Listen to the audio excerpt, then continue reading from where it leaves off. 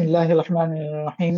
الحمد لله رب العالمين والصلاة والسلام على سيد الأنبياء والمرسلين وعلى آله وأصحابه أجمعين. আলহামদুলিল্লাহ, প্রথমেই সকলকে ধন্যবাদ জানাচ্ছি আমাদের আজকের এই ওয়েবিনারে যারা উপস্থিত হয়েছেন এবং ভবিষ্যতে যারা আমাদের ওয়েবিনার রেকর্ডটি দেখবেন, সকলকে জানাচ্ছি আন্তরিক শুভেচ্ছা এবং স্বাগতম। আলহামদুলিল্লাহ, আমরা আইএফএ কনসালটেন্সি এবং মেগামাইন্ডস লার্নিং এর যৌথ উদ্যোগে আমাদের আজকের webinar IT sector don't and don'ts from শারিয়া পার্সপেক্টিভের আমরা ইতিমধ্যে শুরু করতে যাচ্ছি। আমরা সকলে জানি আইটি সেক্টর বর্তমানে বাংলাদেশ বলি পৃথিবীতে খুবই গ্রোয়িং একটি সেক্টর, এবং কিভাবে আইটি সেক্টর আসলে শারিয়া যতটা গ্রোয়িং হচ্ছে, আমাদের মুসলিমদের অন্তর্ভুক্তি, আমাদের মুসলিম ফ্রিল্যান্সাররা বাংলাদেশ সব বিশ্বের আমরা যদি দেখি, বাংলাদেশ পাকিস্তানের বিভিন্ন জায়গা থেকে মুসলমান ভাইরা এই সেক্টরে অবদান রাখছেন। এবং আমরা যদি দেখি যে বর্তমান যুগে প্রযুক্তি আমাদের জীবনের একটা অপরিহার্য অংশ, তো তাই আইএফএ কনসালটেন্সি 2016 সাল থেকে চেষ্টা করে আসছে বাংলাদেশ সহ পৃথিবীর বাংলাদেশ কাছে ইসলামী অর্থনীতি এবং ইসলামিক ফিন্যান্সকে ছড়িয়ে দেওয়ার জন্য চেষ্টা করে আসছে। এরই উদ্যোগে আইএফএ কনসালটেন্সি ইনশাল্লাহ বিভিন্ন অ্যাওয়ারনেস বিল্ড আপ আয়োজন করে থাকে, ওয়ার্কশপ আয়োজন করে থাকে, ট্রেনিং আয়োজন করে থাকে, আমাদের কর্পোরেট ট্রেনিং সহ বিভিন্ন কার্যক্রম পরিচালনা করে থাকি। পাশাপাশি আমাদের আরেকটি সেগমেন্ট রয়েছে যে শরিয়া কনসালটেন্সি। আমরা যেমন অ্যাওয়ারনেস বিল্ড আপের জন্য আমরা পার্সন টু পার্সন ট্রেনিং করাই, পাশাপাশি আমরা পার্সন টু পার্সন শরিয়া কনসালটেন্সি দিয়ে থাকি। যে কোনো প্রতিষ্ঠান, যে কোনো ব্যক্তিকে ফ্রিল্যান্সার ভাইরা প্রতিষ্ঠান আকারে আমাদের কাছে শরিয়া কনসালটেন্সি নিয়ে থাকে বিভিন্ন বিষয়ে। যেহেতু আমরা কনসালটেন্সি দিয়ে থাকি আইটি সেক্টরের বিভিন্ন প্রতিষ্ঠানকে, বিভিন্ন ব্যক্তিবর্গকে, তারই উদ্যোগে আমাদের কিছু এক্সপিরিয়েন্স গ্যাদার হয়েছে। আসলে আইটি সেক্টরের ভাইরা আসলে বিভিন্ন সমস্যা ফেস করেন তাদের কর্মজীবনে, তো সেই সমস্যাগুলো অ্যাড্রেস করার জন্যই আমাদের আজকের আইটি সেক্টরের প্রফেশনালদের জন্য আমাদের আজকের এই ওয়েবিনার আইটি সেক্টর শরিয়া পরিপালন করণীয় ও বর্জনীয়। তো ইনশাল্লাহ আমাদের ওয়েবিনারটি শুরু করে দিব। আমরা শুরু করার পূর্বে আমরা আমাদের আজকের ওয়েবিনারের আমাদের গুরুত্বপূর্ণ পার্টনার মেগামাস লার্নিং এর পক্ষ থেকে ইনশাল্লাহ কথা জন্য আহ্বান জানাচ্ছি মেগামাই লার্নিং এর কো-ফাউন্ডার আহমদ শামীম হাসান ভাইকে, পাশাপাশি সিনিয়র সফটওয়্যার ইঞ্জিনিয়ার কাহাফ বাংলাদেশ ভাইয়াকে অনুরোধ করবো ইনশাআল্লাহ আমাদের অনুষ্ঠান সম্পর্কে। আসসালামু আলাইকুম, অসংখ্য ধন্যবাদ মুবাশির ভাইকে আমাদের এই সেশনটা অ্যারেঞ্জ করার উদ্যোগ নেওয়ার জন্য এবং আমাদের ইন্টারাকশনটা দেওয়ার জন্য। তো আপনারা যারা জয়েন করেছেন অনেকেই হয়তো মেগামাইন্ডস লার্নিং সম্পর্কে কিছুটা আইডিয়া আছে, অনেক হয়তো আজকে ফার্স্ট নাম শুনছেন। তো মেগামাইন্ডস লার্নিং কি আমি খুব ছোট্ট করে একটু বলি। মেগামাইন্ডস লার্নিং হচ্ছে একটা লার্নিং প্ল্যাটফর্ম। আমরা টেক নিয়ে কাজ করি, আমি এবং হাসান আব্দুল্লাহ। আমরা হচ্ছে মেগামাইন্ডস লার্নিংটা আমরা দুজন মিলেই চালাই। তো আমরা নিজেরাও যেহেতু টেক ইন্ডাস্ট্রিতে কাজ করি, আমরা চেষ্টা করি যে আমাদের নিজেদের যে এক্সপিরিয়েন্স, আমাদের নিজেদের যে লার্নিং, এই জিনিসগুলোকে কিভাবে আরো ইফেক্টিভলি অন্যদের সাথে শেয়ার করা যায়। প্লাস হচ্ছে আমাদের টেক ইন্ডাস্ট্রিতে যারা এখন কাজ করছেন বা ভবিষ্যতে যারা ক্যারিয়ার করতে যাচ্ছেন, তাদেরকে কিভাবে আরেকটু হেল্প করা যায়। তো সেই জায়গা থেকে আমরা যেটা করি, সাধারণত আমরা কিছু কোর্স অফার করি বা কিছু কোর্স নিয়ে কাজ করি। স্বাভাবিকভাবে একটা লার্নিং প্ল্যাটফর্ম এটা করবে। এর বাইরেও আমরা যেটা করি, আমরা এর বাইরেও স্পেসিফিক কিছু জায়গা নিয়ে কাজ করার চেষ্টা করতেছি। বিশেষ করে গত বছর থেকে আমরা বিভিন্ন ছোট ছোট মিট আপ বা টেক ইভেন্ট করার চেষ্টা করতেছি, যেখানে হচ্ছে আমরা অন্য ইন্ডাস্ট্রি এক্সপার্টদেরকে নিয়ে আসি, তারা তাদের নলেজ শেয়ার করতে পারেন। এরকম ওয়েবিনারও আমরা বিভিন্ন অ্যারেঞ্জ করতেছি বিভিন্ন সময়ে। তো এই উদ্যোগগুলো হচ্ছে কাইন্ড অফ আমাদের নলেজ শেয়ারিং যে জায়গাটা, এটা হচ্ছে আমাদের অ্যাজ এ লার্নিং প্ল্যাটফর্ম আমাদের ফোকাস, সেই জায়গাটাতে আমরা কাজ করার চেষ্টা করতেছি। আর এর বাইরে আজকের এই যে সেশনটা, এটা আসলে কোনো টেক সেশন না। এইটা হচ্ছে আপনারা যারা জয়েন করছেন তারা অলরেডি জানেন যে আইটি সেক্টরে কি কি করণীয়, কি কি বর্জনীয়, অর্থাৎ হালাল হারাম, এই বিষয়গুলো নিয়ে আমরা এই সেশনে আলোচনা শুনবো।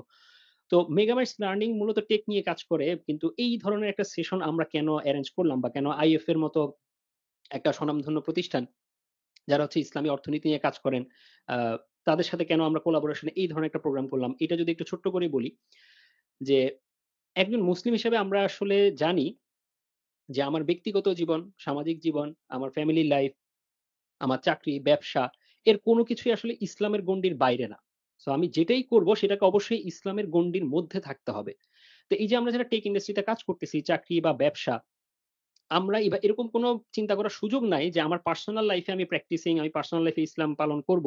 কিন্তু আমার চাকরি ব্যবসাতে আমার আসলে ওইটা প্রফেশনাল লাইফ, ওইটা একটা সেপারেট জিনিস। অ্যাজ এ মুসলিম হিসেবে এটা চিন্তা করার কোনো সুযোগ নেই। যেহেতু আমার প্রতিটা কাজের ক্ষেত্রেই আমাকে হালাল হারাম চিন্তা করতে হবে।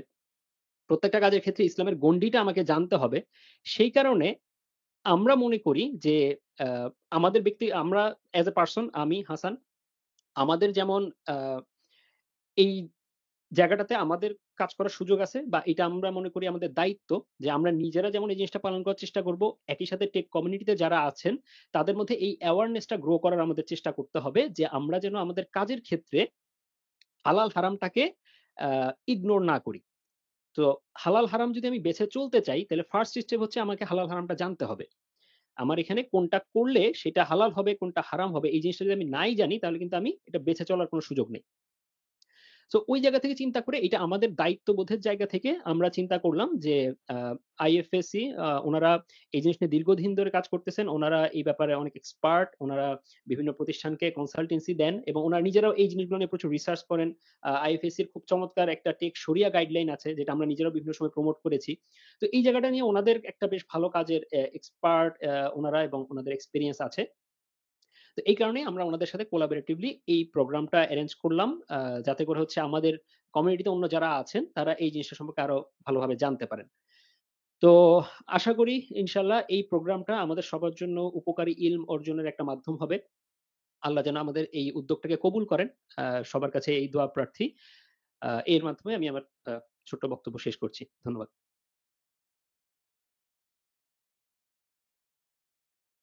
আলহামদুলিল্লাহ ভাইকে অসংখ্য ধন্যবাদ খুবই অল্প সময়ে এবং খুবই ইনসাইটফুল কিছু তথ্য তুলে ধরার জন্য। এবং আমরা মেগামাইন্ডস এর উত্তরোত্তর সাফল্য কামনা করি ইনশাআল্লাহ।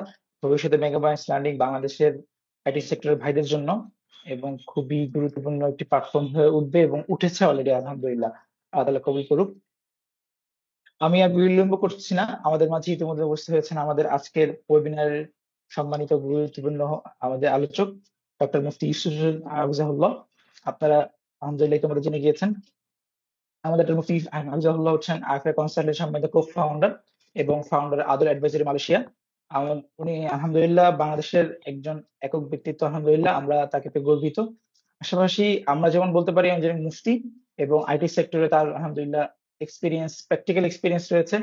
এবং আইটি সেক্টরের যে জায়গাগুলো আপনারা যখন সেশনগুলো শুনবেন আপনাদের কাছে যে আইটি সেক্টরে কাজ করার ক্ষেত্রে শারিয়া ইস্যুস যে কনসার্ন গুলো রয়েছে আপনারা সেই কনসার্ন গুলো আমাদের সেশন আপনারা নোট করে রাখবেন। এবং যে কোনো আমাদের আলোচনায় তো অনেক কিছু চলে আসবে, এই আলোচনার পরেও যদি আপনার কাছে এক্সট্রা কিছু জানার থাকে, স্পেসিফিক কোনো কোয়েশ্চেন থাকে, সেগুলো আমরা মূল সেশনের পরে ইনশাল্লাহ অ্যাড্রেস করবো ইনশাল্লাহ। তো আমি আর বিলম্ব করছি না, মুফতি ইউসুফ হাফিজাহুল্লাহ শুনতে পাচ্ছেন? জি আসসালামু আলাইকুম রহমতুল্লাহি ওয়া বারাকাতুহু। আমাকে ওয়ালাইকুম কি আপনার আসসালাম। শোনা যাচ্ছে? জি জি, শোনাচ্ছি শুনতেছি। স্পষ্ট। জি জি, আমরা তাহলে শুরু করব। আফওয়ান আপনাকে কয়েক সেকেন্ড শুনতে পাইনি মাওলানা মুবাশশির ভাই। জি আমরা ইন্ট্রোডাকশন শেষ করেছি, আপনি শুরু জি, করতে পারেন। জি ঠিক আছে। ইনশাআল্লাহ। জি। জাযাকুমুল্লাহ খাইরান। আসসালামু আলাইকুম ওয়া রাহমাতুল্লাহি ওয়া বারাকাতুহু। বিসমিল্লাহির রহমানির রহিম। আলহামদুলিল্লাহি রাব্বিল আলামিন ওয়াস সালাতু ওয়াস সালামু আলা মুহাম্মাদিন সাইয়্যিদিল মুরসালিন ওয়া আলা আলিহি আজমাইন। আম্মা বা'দ। আজকে IT sector do's and don'ts from Sharia perspective শীর্ষক ওয়েবিনার, যেটা jointly organised by IFA consultancy এবং মেগামাইন্ডস লার্নিং। এতে উপস্থিত আমাদের উভয় প্রতিষ্ঠানের সম্মানিত ভাইয়েরা এবং একই সঙ্গে আমাদের আজকে অনেক পার্টিসিপেন্ট দেখতে পাচ্ছি, মাশাআল্লাহ। সকলকে আন্তরিক অভিনন্দন এবং মোবারকবাদ জানাচ্ছি। আজকের সেশনে আমরা যেটা করার চেষ্টা করব সেটা হচ্ছে ওভারঅল কিছু ব্রড লেভেল কনসেপ্ট শেয়ার করা, যার মাধ্যমে আমাদের আইটি সেক্টরে কি করা সম্ভব বা কি করা যাবে এবং কি করা যাবে না এই সম্পর্কে আমাদের একটা ওভারঅল ধারণা তৈরি হবে ইনশাআল্লাহ। এরপর সেখান থেকে আমরা আ প্রশ্নোত্তরের মাধ্যমে বা আপনাদের কোনো কোয়েরিজ থাকলে সেখানে আরো আমরা হয়তো একেবারে পার্টিকুলার বিভিন্ন জায়গায় ডিসকাশনে যাবো ইনশাআল্লাহ। কিন্তু আমার যে মূল প্রেজেন্টেশনটা আমি ইনশাআল্লাহ চেষ্টা করব 20 থেকে 25 মিনিটস এর মাঝে র‍্যাপ আপ করতে ম্যাক্স বা 30 মিনিটস ইনশাআল্লাহ। এখানে আমরা ব্রড লেভেল কিছু কনসেপচুয়াল জায়গায় অ্যালাইনড থাকার চেষ্টা করব আমাদের নিজেদেরকে। আ যেন এটা আমাদের পরবর্তীতে যে কোয়েশ্চেন গুলো আমরা করতে চাই সেটার কনটেক্সট টা ইনশাআল্লাহ তৈরি করে দেয়। তো আমি আমার স্ক্রিনটা ইনশাআল্লাহ শেয়ার করছি। আশা করছি আমার পুরো স্ক্রিনটা দেখা যাচ্ছে। যদি কেউ একটু কনফার্ম করেন। জি, আচ্ছা, জি দেখা আচ্ছা যাচ্ছে। ধন্যবাদ। আচ্ছা। তো যেমনটি বলছিলাম আজকের সেমিনারটা আমাদের ওয়েবিনারটা আমাদের IFA কনসালটেন্সি এবং মেগামাইন্ডস লার্নিং কর্তৃক জয়েন্টলি অর্গানাইজড। আমার সংক্ষিপ্ত পরিচয় দেয়া হয়েছে আলহামদুলিল্লাহ। আমি মূলত ইসলামিক ফাইন্যান্স নিয়ে কাজ করার চেষ্টা করেছি অনেকদিন যাবৎ। আমার সাথে আমার সহকর্মীবৃন্দ, বিশেষ করে আমার আ ফাউন্ডার মুফতি আব্দুল মাসুম হাফিজাহুল্লাহ সহ আমাদের টিমে আরো অনেকেই আছেন। বাংলাদেশে এবং মালয়েশিয়া সহ আরো কয়েকটি দেশের। এবং আমাদের দুটো প্রতিষ্ঠান আদাল অ্যাডভাইজারি এবং IFA কনসালটেন্সি মূলত আমাদের কাজই হচ্ছে Islamic finance related training, consultancy, advisory, audit ইত্যাদি প্রোভাইড করা। তো আজকের সেশনে যেমনটা আমি বলছিলাম যে শুরুতে আমরা কিছু কনটেক্সট সেট করার চেষ্টা করব আরকি। কথাগুলো আমি বিভিন্ন সেশনেই শুরুতে বলে থাকি। কাজেই আমার অন্য কোনো সেশন যদি আপনারা অ্যাটেন্ড করে থাকেন হয়তো কিছু কথা কমন পড়বে। বাকি স্টিল আমি মনে করি যে আমাদের এই ধরনের যেকোনো আলোচনার ক্ষেত্রে to set up the context to better build up the context এটা আমাদের দরকার। ১ম বিষয় হচ্ছে যে আমাদের পরিচয়টা কি? আমরা এটা জানি, আমরা বহুবার শুনেছি। তারপরও আজকের সেশনের কনটেক্সট এর জন্য আবার একটু রিমাইন্ড করা নিজেদেরকে, আমার সেলফ কে এবং একই সঙ্গে আপনাদের সকলকে। যে আমরা আসলে কারা? বা আমাদের সৃষ্টির পেছনে উদ্দেশ্য কি? আমরা যদি আ একটু থিংক ব্যাক করার চেষ্টা করি, আল্লাহ রাব্বুল আলামিন আল কোরআন কারীমে সুস্পষ্টভাবে বলেছেন যে তিনি আমাদেরকে কোনো আ ইউজলেসলি আমাদেরকে তিনি সৃষ্টি করেননি। আফাহাসিবতুম আন্নামা খালাকনাকুম আবাসা ওয়া আন্নাকুম ইলাইনা লা তুরজাউন। তোমরা কি ভেবেছো যে আমি তোমাদেরকে আবাস হিসেবে সৃষ্টি করেছি? আবাস হচ্ছে যে কোনো রিজন নাই, কোনো আ আপনার আ কোনো বেনিফিট নেই, কোনো গোল নেই, অবজেক্টিভ নেই, এরকম না। অবশ্যই আমি কোনো একটা আ রিজন এ সৃষ্টি করেছি। এটা আল্লাহ বলেননি কিন্তু এটা ইমপ্লাইড। পরে আরেকটা আয়াত আমরা যদি দেখি সূরা যারিয়াতে যেখানে আল্লাহ রাব্বুল আলামিন বলছেন, "ওমা খালাকতুল জিন্না ওয়াল ইনসা ইল্লা লিয়াবুদুন।" আমি জিন এবং মানব জাতিকে সৃষ্টি করেছি কেবল আমার ইবাদার জন্য। To worship me. এখন আল্লাহ রাব্বুল আলামিনের ইবাদা বলতে আমরা কি বুঝি? অনেক ব্রড বিষয়। কিন্তু সহজ ভাষায় যদি বলি, এটা সাবমিশন আমাদের জীবনের সকল ক্ষেত্রে, আমাদের বিশ্বাসের ক্ষেত্রে, আমাদের চিন্তা, কর্মপন্থা, আমাদের কার্যক্রম, ইনক্লুডিং আমরা যা খাই, আমরা যা আয় করি, আমরা যা ব্যয় করি সকল ক্ষেত্রে। শুধুমাত্র ৫ ওয়াক্ত সালাত আদায় করা, রমাজানের সিয়াম আদায় করা, হজের সময় হজ আদায় করা, যাকাত আদায় করা, এটুকুর মাঝে সীমাবদ্ধ নয়। বরং আমরা যা বলি, যা করি, যা বিহেভ করি, যা খাই, যা আয় করি, যে ব্যবসা-বাণিজ্য করি সবকিছুতে সেটা শামিল। সবকিছুকেই সেটা কভার করে। এই দৃষ্টিকোণ থেকে যদি আমরা মাঝের আয়াতটি দেখি সূরা আল বাকারার ১৭২ নম্বর আয়াতে যেখানে আল্লাহ রাব্বুল আলামিন বলছেন, "ইয়া আইয়ুহাল্লাযীনা আমানু কুলু মিন তাইয়্যিবাতি মা রাযাকনাকুম ওয়াশকুরু লিল্লাহ ইন কুনতুম ইয়াহু তা'বুদুন।"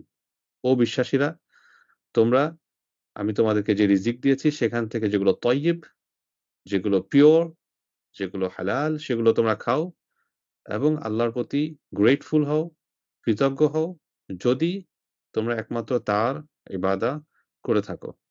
ইন কুনতুম ইয়াহু তা'বুদুন। এই আয়াতটি আমি সবসময় একটু বিশেষভাবে এমফাসিস করার চেষ্টা করি। কারণ এই আয়াতটি আমাদের এই টপিকের সাথে রিলেটেড আমার কাছে মনে হয় যে অত্যন্ত কম্প্রিহেন্সিভ একটা আয়াত। দেখেন শুরুর দিকে আল্লাহ রাব্বুল আলামিন বলছেন, "ও বিশ্বাসীরা।" আল্লাহ আমাদেরকে একটা মধুর সম্বোধন করছেন। কোরআনে ইউজুয়ালি আল্লাহ তাআলা মানুষকে সম্বোধন করলে ২ ভাবে সম্বোধন করে থাকেন। একটা হচ্ছে ইয়া আইয়ুহান নাস, আরেকটা হচ্ছে ইয়া আইয়ুহাল্লাযীনা আমানু। একটা পুরো মানব জাতিকে সম্বোধন, ইয়া আইয়ুহান নাস ও মানব জাতি। আরেকটা হচ্ছে শুধু সুনির্দিষ্টভাবে যারা বিশ্বাসী তাদেরকে সম্বোধন। এটা একটু আদরের সম্বোধন, মায়ার সম্বোধন। এই সম্বোধন দিয়ে আল্লাহ রাব্বুল আলামিন কি বলছেন? যে তোমরা হালাল থেকে খাও। আল্লাহ আমি তোমাদেরকে যে রিজিক দিয়েছি মিম্মা রাযাকনাকুম, সেখান থেকে যেগুলো তয়্যিব, তয়্যিব হচ্ছে পিওর ফর্ম। তয়্যিব মানে এটা ইটসেলফ হালাল হবে, যেমন আমরা পর্ক খেতে পারবো না, আমরা ওয়াইন খেতে পারবো না, কারণ এগুলো তয়্যিব না, এগুলো খাবাইস, খবিস, নাজাস। হয়তো এগুলো ইমপিওর, অথবা সেগুলো বিভিন্ন রকম খবিসের অন্তর্ভুক্ত, অনিষ্ট, খারাপ ইত্যাদি, যেগুলো আল্লাহ রাব্বুল আলামিন হারাম করেছেন। তাহলে খাবারটা ইটসেলফ হালাল হইতে হবে। আরেকটা হচ্ছে এটা যে আর্নিং এর যে উপায়, যেভাবে আমি এটা উপার্জন করছি সেটাও হালাল হইতে হবে। আমরা হালাল ফুড নিয়ে যতটা এমফাসিস করি, হালাল আর্নিং নিয়ে সেরকমটা এমফাসিস করি না। আপনারা যেহেতু আইটি সেক্টরে আছেন, আইটি সেক্টরে ভাইয়েরা মাশাআল্লাহ অনেকেই প্রচুর ট্রাভেল করেন। বিভিন্ন দেশে যান, ছুটিতে যান বা ইত্যাদিতে যান। অন্য দেশে গেলেই কিন্তু আমরা দেখি যে যেমন আমাদের লাস্ট এই যেই জুলাই যে বিপ্লবটি হলো, এ সময় আইটি সেক্টরে অনেকেই নেপাল চলে গিয়েছেন। ইন্টারনেট বন্ধ, কানেকশন বন্ধ, এই সেই বিভিন্ন অনেকেই নেপাল চলে গিয়েছেন। নেপাল বা থাইল্যান্ড বা সিঙ্গাপুর, আশেপাশের যে দেশগুলো অমুসলিম দেশ বিশেষ করে, আ সেখানে গেলেই কিন্তু আমরা এই জিনিসটা খুব ভালোভাবে টের পাই যে হালাল ফুড এটা খুঁজে পাওয়া একটা মিশন হিসেবে পরিণত হয়। Google এ সার্চ করি, ম্যাপসে এখানে সেখানে মানুষকে জিজ্ঞাসা করি কোথায় একটু হালাল খাবার পাওয়া যাবে। এই যে আমরা এত অবিচল হই, মানে বিচলিত হইয়া কিসের জন্য? হালাল ফুডের জন্য। হালাল ফুড হচ্ছে তয়্যিবের একটা পার্ট। কিন্তু হালাল ফুড ধরেন আমি কি খাচ্ছি? আল্লাহর নামে স্লটার করা, আল্লাহ রাব্বুল আলামিনের নামে জবেহ করা গরুর গোশত খাচ্ছি। হালাল। কিন্তু এই টাকাটা কিভাবে আসছে? চুরি করে, ব্যাংক লুট করে, করাপশন এর মাধ্যমে, অন্যায়ের মাধ্যমে, হারাম আ সুদের মাধ্যমে ফর এক্সাম্পল, আমার প্রতিবেশীর জমি দখলের মাধ্যমে, আমার ফুফুর জমি না দিয়ে সে টাকা দিয়ে ফর এক্সাম্পল। তাহলে ইভেন দো এটা হালাল গরুর গোশত, কিন্তু ইনকাম সোর্সটা কি? ইনকাম সোর্সটা নন হালাল, নন হারাম। নন হালাল বলতে হারাম। তো এটা কিন্তু আমরা খুব বেশি কেয়ার করি না। এটা একটু আ আমরা মনে করি যে ফাইন। আমরা টাকা যেভাবেই হোক হালাল খাবার খেতে হবে। তো একজন মুসলিম হিসেবে আল্লাহ রাব্বুল আলামিন এই আয়াতে আমাদেরকে যে নির্দেশনা দিচ্ছেন তয়্যিবাতের কথা, সেই তয়্যিবাত আসলে ২ টা আ পার্টকেই, ২ টা সেগমেন্টকেই ইনক্লুড করে। এবং আল্লাহ তাআলা এরপর কি বলছেন? তাহলে আমরা হালাল রিজিক থেকে খাবো এবং আল্লাহর শুকরিয়া আদায় করব। বি গ্রেটফুল টু আল্লাহ সুবহানাহু ওয়া তাআলা। আল্লাহর শুকরিয়া আদায় করা কিভাবে? যেকোনো আ নেয়ামার শুকরিয়া হচ্ছে সেই নেয়ামাটাকে বেস্ট ইউটিলাইজ করা। অবশ্যই আল্লাহর নির্দেশনা অনুযায়ী। তাহলে সম্পদের বা রিজকের বেস্ট ইউটিলাইজেশন কিভাবে হবে? এমনভাবে সেটাকে আয় করা যেন সেটা আল্লাহ রাব্বুল আলামিনের নির্দেশনা অনুযায়ী হয়।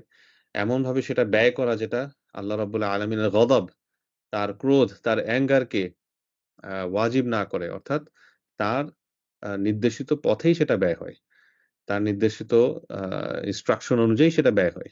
এটা হচ্ছে বি গ্রেটফুল টু আল্লাহ সুবহানাহু ওয়া তাআলার মিনিং। এবং সর্বশেষ যে পার্টটা, এটা আমি আপনাদেরকে একটু গভীরভাবে চিন্তা করতে বলব, উপলব্ধি করতে বলব। আল্লাহ রাব্বুল আলামিন বলছেন, "ইন কুনতুম ইয়াহু তা'বুদুন।" দেখেন শুরুতে কিন্তু বলছেন ও বিশ্বাসীরা। তাহলে বিশ্বাসীরা তো আল্লাহর ইবাদত করে বাই ডিফল্ট। শেষে কিন্তু আল্লাহ আবার এটাকে রি-এমফাসিস করছেন। "ইন কুনতুম ইয়াহু তা'বুদুন", যদি তোমরা তারই ওয়ারশিপ করে থাকো, তারই ইবাদা করে থাকো। তাহলে বিশ্বাসী আবার আল্লাহর ইবাদত করবে না, এটা কি সম্ভব? অর্থাৎ এই রি-এমফাসিস টা আসলে যেই নির্দেশনাটা আল্লাহ আমাদেরকে এই কুলু মিন তাইয়্যিবাত যেটা বলছেন, এটাকে আরো জোরালো করছে। যে বিশ্বাসী তো বটেই, বরং আমি যে বলছি আল্লাহর ইবাদা করি, আল্লাহর ওয়ারশিপ করি, এটাতে যদি আমি ট্রুথফুল হয়ে থাকি, এটা যদি আমি সততার সাথে দাবি করে থাকি, তাহলে এটার দাবি হচ্ছে আমার রিজিক হালাল হবে। আমি হালাল থেকে খাবো। দেখুন আমরা প্রতিদিন ৫ ওয়াক্ত সালাতে আল্লাহ রাব্বুল আলামিনের কাছে কি বলছি? ইয়াকা না'বুদ, ইয়াকা না'বুদ। We worship only you. আমরা একমাত্র আপনার ইবাদত করি। এরপর নামাজ শেষেই কি করছি? হারাম লেনদেন করছি। পকেটে হারাম ক্রেডিট কার্ড ঘুরছে, সুদী ব্যাংকের ফর এক্সাম্পল। অথবা বিভিন্ন হারাম প্রজেক্টে আমরা কাজ করছি।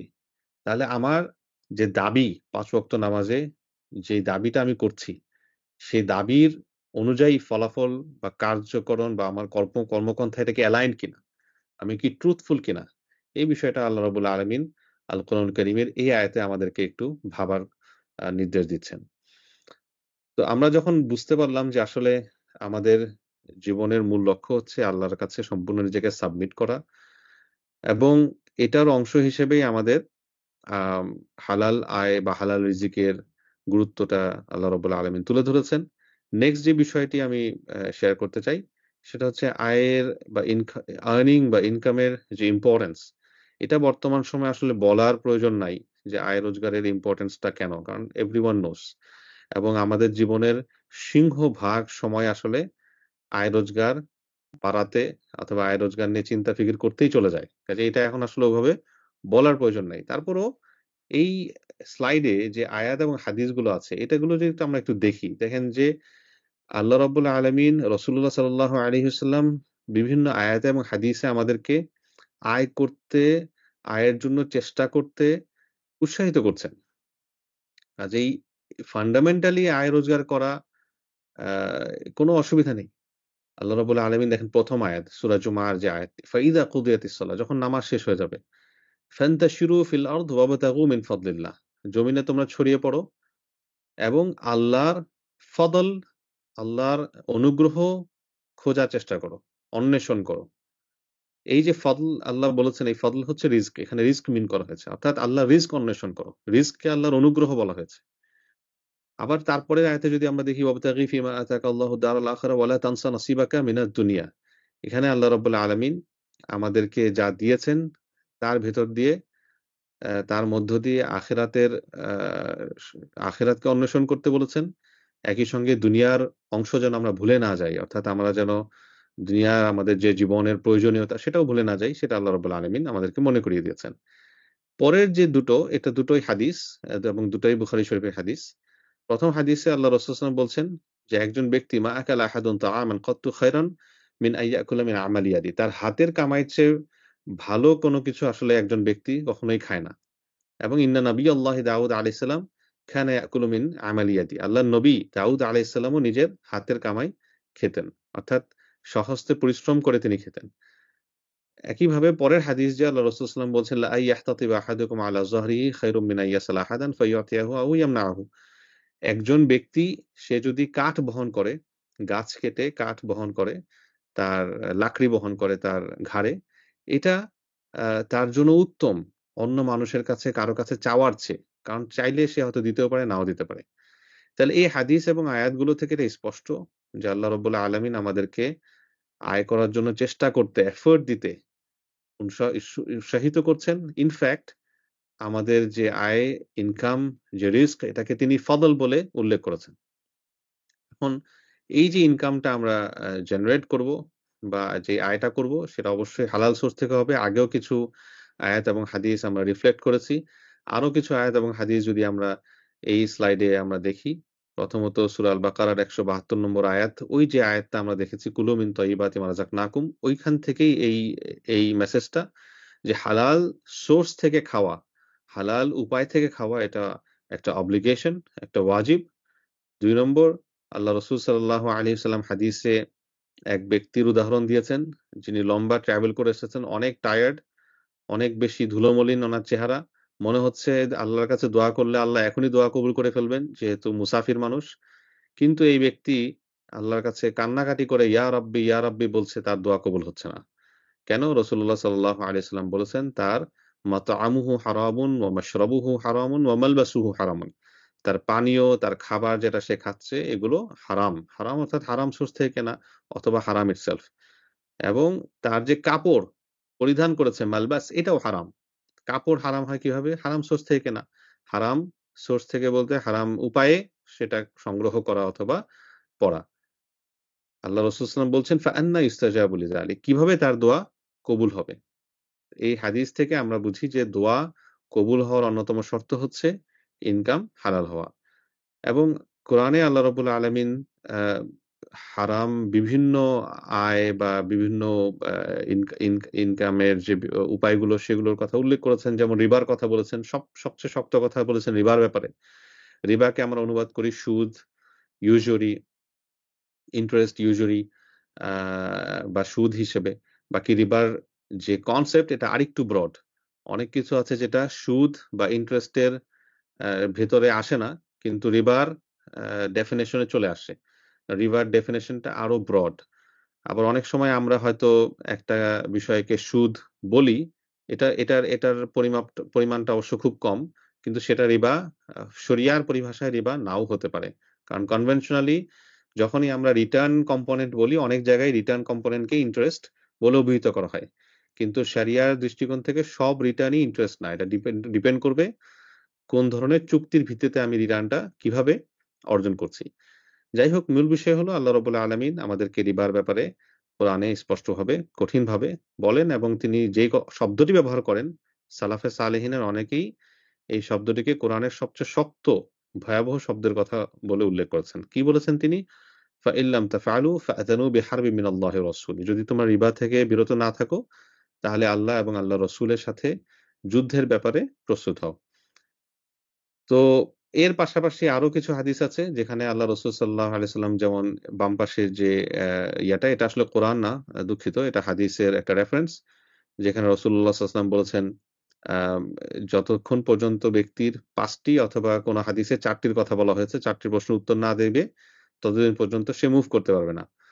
লা তাযুলু কদামা আবদিন হাত্তা ইউসালা আন আরবাঈন আও খামসিন। কোন হাদিসে ৪টার কথা বলা হয়েছে, কোথাও ৫টার কথা বলা হয়েছে।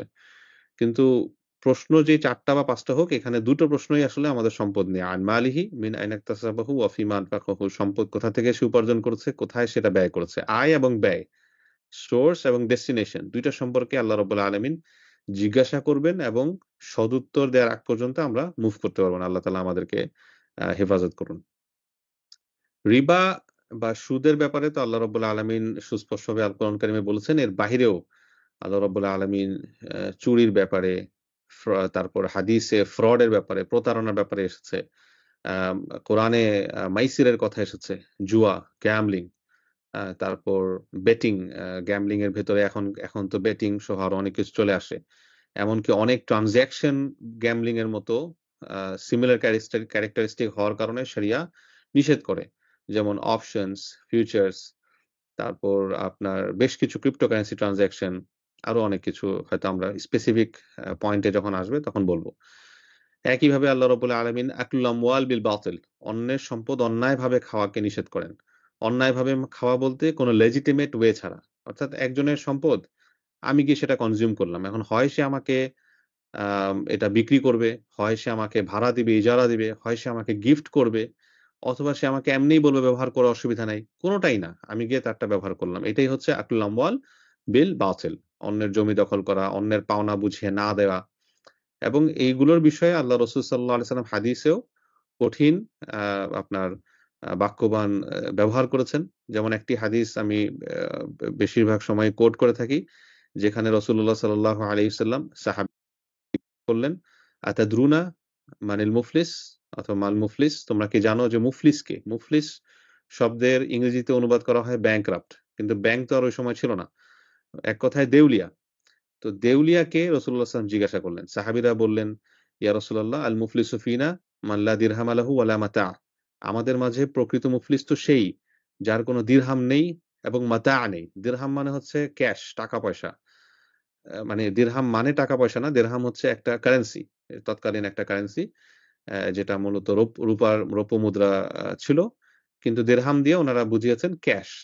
আর মাতা হচ্ছে assets, fixed assets, movable assets. তো আমরাও বর্তমান সময়ে দেউলিয়া বলতে তো সেটাই বুঝাই, যে যার কারণে কিছুই নাই, টাকা পয়সা নাই, অ্যাসেট নাই, কিছু নাই। তো সাহাবীরাও এই উত্তর দিয়েছেন। রাসূলুল্লাহ সাল্লাল্লাহু আলাইহি ওয়াসাল্লাম তখন প্রকৃত দেউলিয়াকে ডিফাইন করেছেন, মুফলিসকে ডিফাইন করেছেন, যে মুফলিস হচ্ছে সেই যে দুনিয়াতে নামাজ পড়েছে, সালাত আদায় করেছে, সিয়াম আদায় করেছে, যাকাত দিয়েছে, অর্থাৎ ভালো আমল করেছে। কিন্তু কিয়ামতের দিন যখন সে আল্লাহর সামনে দণ্ডায়মান হবে, ইয়াতি ক্বাদ শাতামা হাযা ওয়া আকালা দামা হাযা, যে সে কারো রক্ত খেয়েছে, কারো সম্পদ খেয়েছে, কাউকে আপনার অপবাদ দিয়েছে। এই ধরনের বিভিন্ন জঘন্য অপরাধ নিয়ে সে আল্লাহর সামনে উপস্থিত হবে, এবং এই প্রত্যেকটা অপরাধের একটা কমন ক্যারেক্টারিস্টিক। সেটা হলো হক্কুল ইবাদ নষ্ট করা, কোন বান্দার হক নষ্ট করা। তার শাস্তি কি হবে, বা তাকে কিভাবে আ আপনার সামনে যেতে দেয়া হবে। তার ব্যাপার যেটা হবে সেটা হচ্ছে প্রথমে তাকে তার যে ভালো কাজগুলো এগুলো ওই ভিকটিম তার যে ভিকটিম কাউকে সে মেরেছে, কাউকে হত্যা করেছে, কারো সম্পদ সে অন্যায়ভাবে ভক্ষণ করেছে। তো প্রথমে তাকে বলা হবে তার ভালো কাজগুলো তাকে যেন সে দেয়। সে হয়তো সারা জীবন ফজর পড়েছে অথবা শীতের এই সময় আমরা জানি যে ফজরের সময় উঠা, ফজরের সময় ওযু করা কত কঠিন একটা বিষয়। এটা হয়তো দিয়ে দিতে হতে পারে। এক পর্যায়ে যখন তার আমলগুলো শেষ হয়ে যাবে, ভালো কাজ শেষ হয়ে যাবে, তখন যেটা হবে তাকে বলা হবে ওই ভিকটিমদের খারাপ আমলগুলো, গুনাহের আমলগুলো যেন সে তার ঝুলিতে নিয়ে নেয়। অর্থাৎ হয়তো সে কখনোই জিনা করে নাই, কোনো মেয়ের দিকেই তাকায় নাই, কিন্তু মানুষের হক নষ্ট করেছে। তখন নাউজুবিল্লাহি মিন যালিক হয়তো তাকে আরেকজনের জিনার অপরাধ নিতে হবে। নাউজুবিল্লাহি মিন যালিক। তাহলে কিয়ামতের দিন দেখা গেল যে এই লোক অনেক ভালো আমল নিয়ে আসছে। হ্যাঁ? অনেকটা মনে করতে পারেন যে সে অনেক ব্যাগ ভর্তি কারেন্সি নিয়ে আসছে। কিন্তু তার লায়াবিলিটি এত বেশি পে করতে এখন আর কিছু নাই। সে এখন নেগেটিভ ব্যালেন্সে আছে। তো এটা ঠিক একটা কারেন্সির মতো। আমাদের আমলগুলো আসলে কারেন্সি। আমাদের আমলগুলো কারেন্সি আ এই সেন্সে যে আ আমাদের ভালো আ কারো যদি হক নষ্ট করে থাকি তাহলে এটা দিয়ে এটা সেটেল করতে হবে। এন্ড অফ দ্যা ডে অবশ্যই এটা আল্লাহ রাব্বুল আলামিনের রাহমা এবং ইহসান যার মাধ্যমে আমরা নাজাত পেতে পারি। কারেন্সি বলার অর্থ এই না যে একজন অনেক ভালো কাজ করেছে বলতে ব ব বলেই সে বিনা হিসাবে জান্নাতে চলে যাবে বিষয়টা। এরকম না। ডেফিনিটলি আল্লাহ রাব্বুল আলামিন যদি আমাদের হিসাব নেন, আমাদের আসলে কারোই বাঁচার সুযোগ নেই। আমাদের কারোই বাঁচার সুযোগ নেই। এটাতে কোনো ডাউট নেই। এজন্য আহলুস সুন্নাহ ওয়াল জামাআহর আকীদা হচ্ছে যে কেউ যদি আমরা নাজাত পাই সেটা আসলে আল্লাহর রহমার আপনার আল্লাহর আদলের কারণে না, ইনসাফের কারণে না। ইনসাফের কারণে ইনসাফ যদি আল্লাহ আমাদের সাথে করেন তাহলে আমাদের আর কারোই বাঁচার উপায় নেই। একটা আ আমল ধরে টান দিলেই আমাদের অবস্থা খারাপ। তো আল্লাহ রাব্বুল আলামিন আমাদেরকে সবাইকে বিনা হিসাবে, হিসাব ছাড়া, হিসাবে গেলেই আমরা ঝামেলায় পড়ব। হিসাব ছাড়া যেন আল্লাহ তাআলা আমাদেরকে জান্নাতে যাওয়ার তৌফিক দান করেন। তো এত লম্বা যেই মানে কনটেক্সট টা দেওয়ার চেষ্টা করলাম, এটার মূল যে মেসেজটা সেটা হচ্ছে যে প্রিয় ভাই ও বোনেরা যে হালাল উপার্জন করা আমাদের সকল আম আম আ জীবনের সকল ক্ষেত্রে হালাল আয় করা, এটা আমাদের জন্য একটা ওয়াজিব, একটা অব্লিগেশন, একটা আ আবশ্যক বিষয়। এটা কোনো চয়েস না, এটা কোনো অপশন না। আমি ধরেন একটা চাকরির জন্য এপ্লাই করছি। তা আমার চাকরি এপ্লাই করার পরে সময় আমার কাছে ৩ টা অপশন আছে। একটা হচ্ছে একটা সুদের ব্যাংক, একটা হচ্ছে বাংলাদেশের অনেক নামকরা একটা মদের কোম্পানি, যারা বছরে অনেক ট্যাক্স দেয়। পত্র-পত্রিকায় তাদের অনেক প্রশংসা হয়। আর আরেকটা হচ্ছে একটা মাঝারি পর্যায়ের একটা প্রতিষ্ঠান, কিন্তু হালাল ব্যবসা। তাহলে একজন মুসলিম হিসেবে ১ম যে দুটো এটা আসলে আমার জন্য কোনো অপশনই না। এইখানে যাওয়ার সুযোগই আমার আসলে নাই। তাহলে বাই ডিফল্ট আমি ওই দুটো যখন আমি আমার মাইন্ডে আমি যখন লিখবো, ফার্স্ট এর ২ টা আগেই কাটা হয়ে যাবে, ক্রস আউট হয়ে যাবে। কারণ এই ২ টো একজন মুসলিম হিসেবে আমার কোনো অপশন না। আমরা শুরুতে যেমন হালাল ফুডের কথা বলছিলাম। আপনি যখন অন্য কোনো একটি দেশে ট্রাভেল করতে যাবেন, সেখানে দেখবেন যে চারপাশে অনেক হারাম আ ফুডের দোকান। যদি কিছু মুসলিম সেসব দেশে থাকে তাহলে উনারা এস এ কার্টেসি লিখে রাখবেন যে এখানে নন হালাল ফুড। যেমন মালয়েশিয়াতে, ইভেন সিঙ্গাপুরে, ইভেন কোথাও হয়তো থাইল্যান্ডেও লিখে রাখে যে নন হালাল ফুড এখানে। কিন্তু অনেক জায়গায় লিখে না। বাই ডিফল্ট আমরা বুঝে নেই যে এটা নন হালাল। কারণ হালাল হলে সেখানে লেখা থাকে যে এটা হালাল ফুড এভেইলেবল অথবা হালাল সার্টিফাইড। এখন আমার কাছে ৩ টা রেস্টুরেন্ট আছে আমার সামনে। একটাতে ২ টাতে হচ্ছে নন হালাল, একটাতে হচ্ছে হালাল। একজন মুসলিম হিসেবে কি আমি দেখব যে নন হালাল আ রেস্টুরেন্টে দাম কত আর হালাল রেস্টুরেন্টে দাম কত? আরো সহজভাবে যদি বলি অন্য উদাহরণ দিয়ে যে যারা বিশেষ করে নন মুসলিম দেশগুলোতে আছেন, আপনারা জানেন বা রিলেট করতে পারবেন আত্মীয়স্বজন থাকলে যে সেখানে হালাল চিকেন, হালাল বিফ এগুলো সোর্স করা একটা কত বড় মুশকিল বিষয়। এখন আমি দেখলাম যে কি একটা বিরাট গ্রোসারি, হাইপার মার্কেট, সুপারমার্কেট অনেক সস্তায় চিকেন সেখানে বিক্রি করছে। কিন্তু সেটা কি হালাল? হালাল না। আর হালাল চিকেন যারা স্লটার করে ফ্রেশ বিসমিল্লাহি আল্লাহু আকবার বলে বিক্রি করছে দাম বেশি। এখন এজ এ মুসলিম আমি কি কম দামে ১০ টা চিকেন কিনবো না দাম বেশি দিয়ে একটা কিনবো? আমার কাছে ওই ১০ টা চিকেনের অপশনই নাই। কারণ সেটা নন হালাল। যেটা আল্লাহ রাব্বুল আলামিন যে কাজটা আমাদের জন্য নিষেধ করেছেন সেটা আমার জন্য কোনো অপশনই না। যদি আমি না থাকতে পারি চলে আসবো। যেই দেশে থাকার পরে আমি হালাল খেতে পারি না, এই দেশে তো আমার থাকা দরকার নাই। আরদুল্লাহি ওয়াসিআ। আল্লাহর পৃথিবী, আল্লাহর জমিন প্রশস্ত। অন্য কোথাও চলে যাই। আল্লাহ রিজিক দিবেন। রিজিক আমার জন্য যেটা লেখা, আর রিজকু মাকসুমুন রাসূলুল্লাহ সাল্লাল্লাহু আলাইহি ওয়াসাল্লাম বলছেন। রিজিক ডিস্ট্রিবিউটেড, ডিস্ট্রিবিউটেড। এটা অলরেডি অ্যালোকেটেড।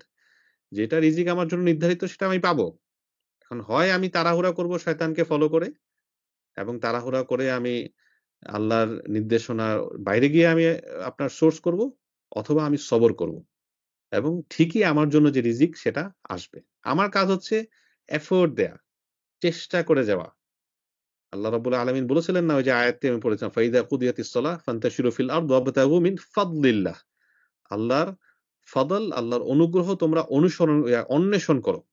লুক আফটার, অথবা সার্চ ফর। ওয়াবতাগু অর্থ করা যায় যে সার্চ ফর, তোমরা সার্চ করো, খুঁজে বেড়াও। ওই খুঁজে বেড়ানোর কাজটা আমার। আর রিজিক কে দিবেন? রাজ্জাক হচ্ছেন আল্লাহ রাব্বুল আলামিন। তাহলে আমি যেটা মানে প্রাসঙ্গিকভাবে বলছিলাম, অনেক ভাই বোন আমাদেরকে জিজ্ঞাসা করেন যে নন মুসলিম দেশে হিজরত করব কিনা বা ইত্যাদি, যাব কিনা। এটা অনেক ডিবেটেবল, কন্টেম্পোরারি স্কলারদের মাঝে উভয় এটা বক্তব্যই আছে। আমি ওদিকে যাচ্ছি না। আমি জাস্ট একটা সিম্পল জিনিস বলছি যে কোন একটা দেশে থাকার কারণে আমি যদি হালাল খেতে না পারি, আমি যদি সেখানে ৫ ওয়াক্ত সালাত আদায় করতে না পারি, হ্যাঁ, অনেকে জিজ্ঞাসা করেন যে আমি যেখানে চাকরি করি আমাকে তো নামাজ পড়তে দেয় না। কেন ভাই? যেখানে আমি ৫ ওয়াক্ত নামাজ পড়তে পারি না ওখানে আমাকে কেন থাকতে হবে? আল্লাহর পৃথিবী প্রশস্ত। যেখানে থাকার জন্য আমাকে ওয়াইন বিক্রি করতে হবে, ওয়াইনের দোকানে আমাকে কাজ করতে হবে, সেখানে আমাকে কেন থাকতে হবে ভাই? আল্লাহর পৃথিবী প্রশস্ত। আল্লাহ রাব্বুল আলামিন আমাকে এই কাজ থেকে বের করে অন্য জায়গায় যেন নেন, সেজন্য আমাকে অবশ্যই এফোর্ট দিতে হবে, চেষ্টা করতে হবে। এবার আসেন আমরা যারা আইটি সেক্টরে কাজ করি। আমরা জানি যে আমাদের আইটি সেক্টরের আনটিল টুডে একটা বড় অংশের ক্লায়েন্টই আসলে নন মুসলিম কান্ট্রি গুলোতে যারা আছেন তারা, রাইট? কাজেই প্রজেক্ট গুলো তাদের কাছ থেকে আসে। এখন কেউ প্রজেক্ট দিতে পারে যে পর্নোগ্রাফির ওয়েবসাইট বানাতে হবে, ওয়াইনের ফ্যাক্টরির ওয়েবসাইট বানাইতে হবে, আপনার মাসাজ সেন্টার যেখানে মেয়ে ছেলেকে মাসাজ করে বা ছেলেকে মাসাজ করে সেটা বানাইতে হবে, ওয়েবসাইট বানাইতে হবে। কেন ভাই? এইটা আমার জন্য কোনো অপশনই না, রাইট? হয়তো সেখানে $১,০০০, $২,০০০, $১০,০০০ দিবে। So what? I don't care. এই অ্যালাইনমেন্টটা আমাদের থাকা জরুরি। আজকে আমরা যারা এই ওয়েবিনারে জয়েন করেছি, মাসাইল যে এইটা জায়েজ কি, এটা জায়েজ না, এটা জায়েজ কি, এটা জায়েজ না, এটা আপনি পরেও জানতে পারবেন। কিন্তু যদি অন্তত এই অ্যালাইনমেন্টটা আজকের ওয়েবিনার থেকে নিয়ে যেতে পারেন, আমি নিজেকে সৌভাগ্যবান মনে করব। হারাম আমাদের জন্য ভাবেই কোনো অপশন না। কিছু হারাম কিন্তু খুবই obvious, ওইটা কারো মুফতি সাহেবের কাছে যাওয়া লাগে না। পর্নোগ্রাফির ওয়েবসাইট করা জায়েজ হবে কিনা এটা কি কোনো প্রশ্ন করার বিষয় হবে? হবে না। ওয়াইনের ওয়েবসাইট বানানো যাবে কিনা এটা কোনো প্রশ্নের বিষয় আছে? না। বেটিং ওয়েবসাইট বানানো যাবে কিনা এটা কি কোনো প্রশ্নের বিষয়? কোনো প্রশ্নের বিষয় না। রাইট? হ্যাঁ, কিছু জায়গায় আমরা আমরা মানে খালি দৃষ্টিতে বুঝতে পারি না। ফরেক্স এর ওয়েবসাইট বানানো যাবে কিনা? এইটা খালি দৃষ্টিতে আমরা অনেক সময় বুঝতে পারি না। আমরা মনে করি যে ও আচ্ছা, ফরেক্স মানে তো কারেন্সি ক্রয় বিক্রয় হয়। না, এটা তো ভালো জিনিস। ওইটা যখন আপনি মুফতি সাহেবের কাছে যাবেন, যারা সাবজেক্ট ম্যাটার এক্সপার্ট তারা আপনাদেরকে বলবেন যে ভাই, ফরেক্স এর ওয়েবসাইট যেগুলো আছে রিটেল পর্যায়ের, এগুলোর অধিকাংশই হচ্ছে ফেক ট্রান্সেকশন ডিল করে। আর কি মানে এক কথায় যদি আমি বলি, সিম্পলিফাই করি। ইন্টারন্যাশনালি যখন ব্যাংকগুলো পরস্পর ক্রয় বিক্রয় করে, মুদ্রা কেনাবেচা করে, মানি এক্সচেঞ্জ গুলো যখন মুদ্রা কেনাবেচা করে, সেটা একটা ডিফারেন্ট মেকানিজম। আর রিটেল ফরেক্স এর ওয়েবসাইট এটা ডিফারেন্ট মেকানিজম। মাঝে মধ্যেই কিছু স্ক্যাম হুটহাট করে বের হয় যে এরকম দীর্ঘদিন ধরে ফাউন্ডাররা লেনদেন ফ্যাসিলিটেট করে আসছে, এরপর চলে গেছে। তারপর ধরেন আরেকটা এক্সাম্পল দেই, আমাদের একেবারে যারা সাধারণ মানুষ, যারা আপনার আইটি সেক্টরে আছেন আপনাদের কথা বলছি না, আপনারা তো ইজিলি এটা বুঝে ফেলবেন। যারা সাধারণ মানুষ, যারা এটা বুঝতে পারেন না যে মানে ফেসবুকে একটা কিছু আসলে এটা যে মিথ্যা হইতে পারে এটা ওনারা বুঝেন না। এরকম সরলতা যাদের আছে, তারা অনেক সময় এরকম আরেকটা সিমিলার সিনারিওতে ভিক্টিমাইজড হন। যেমন, আচ্ছা, মোবাইলে অ্যাড দেখে আয় করা যাবে কিনা? তো মোবাইলে অ্যাড দেখে যে আয় করার যে অ্যাপস গুলো, এগুলো আসলে সিংহভাগই, আমি 100% বললাম না এজন্য সতর্কতার জন্য। কিন্তু সিংহভাগই আসলে ভুয়া। ভুয়া মানে এই সেন্সে যেটা তাকে একটা ফিলিং দিচ্ছে যে সে অ্যাডে ক্লিক করছে।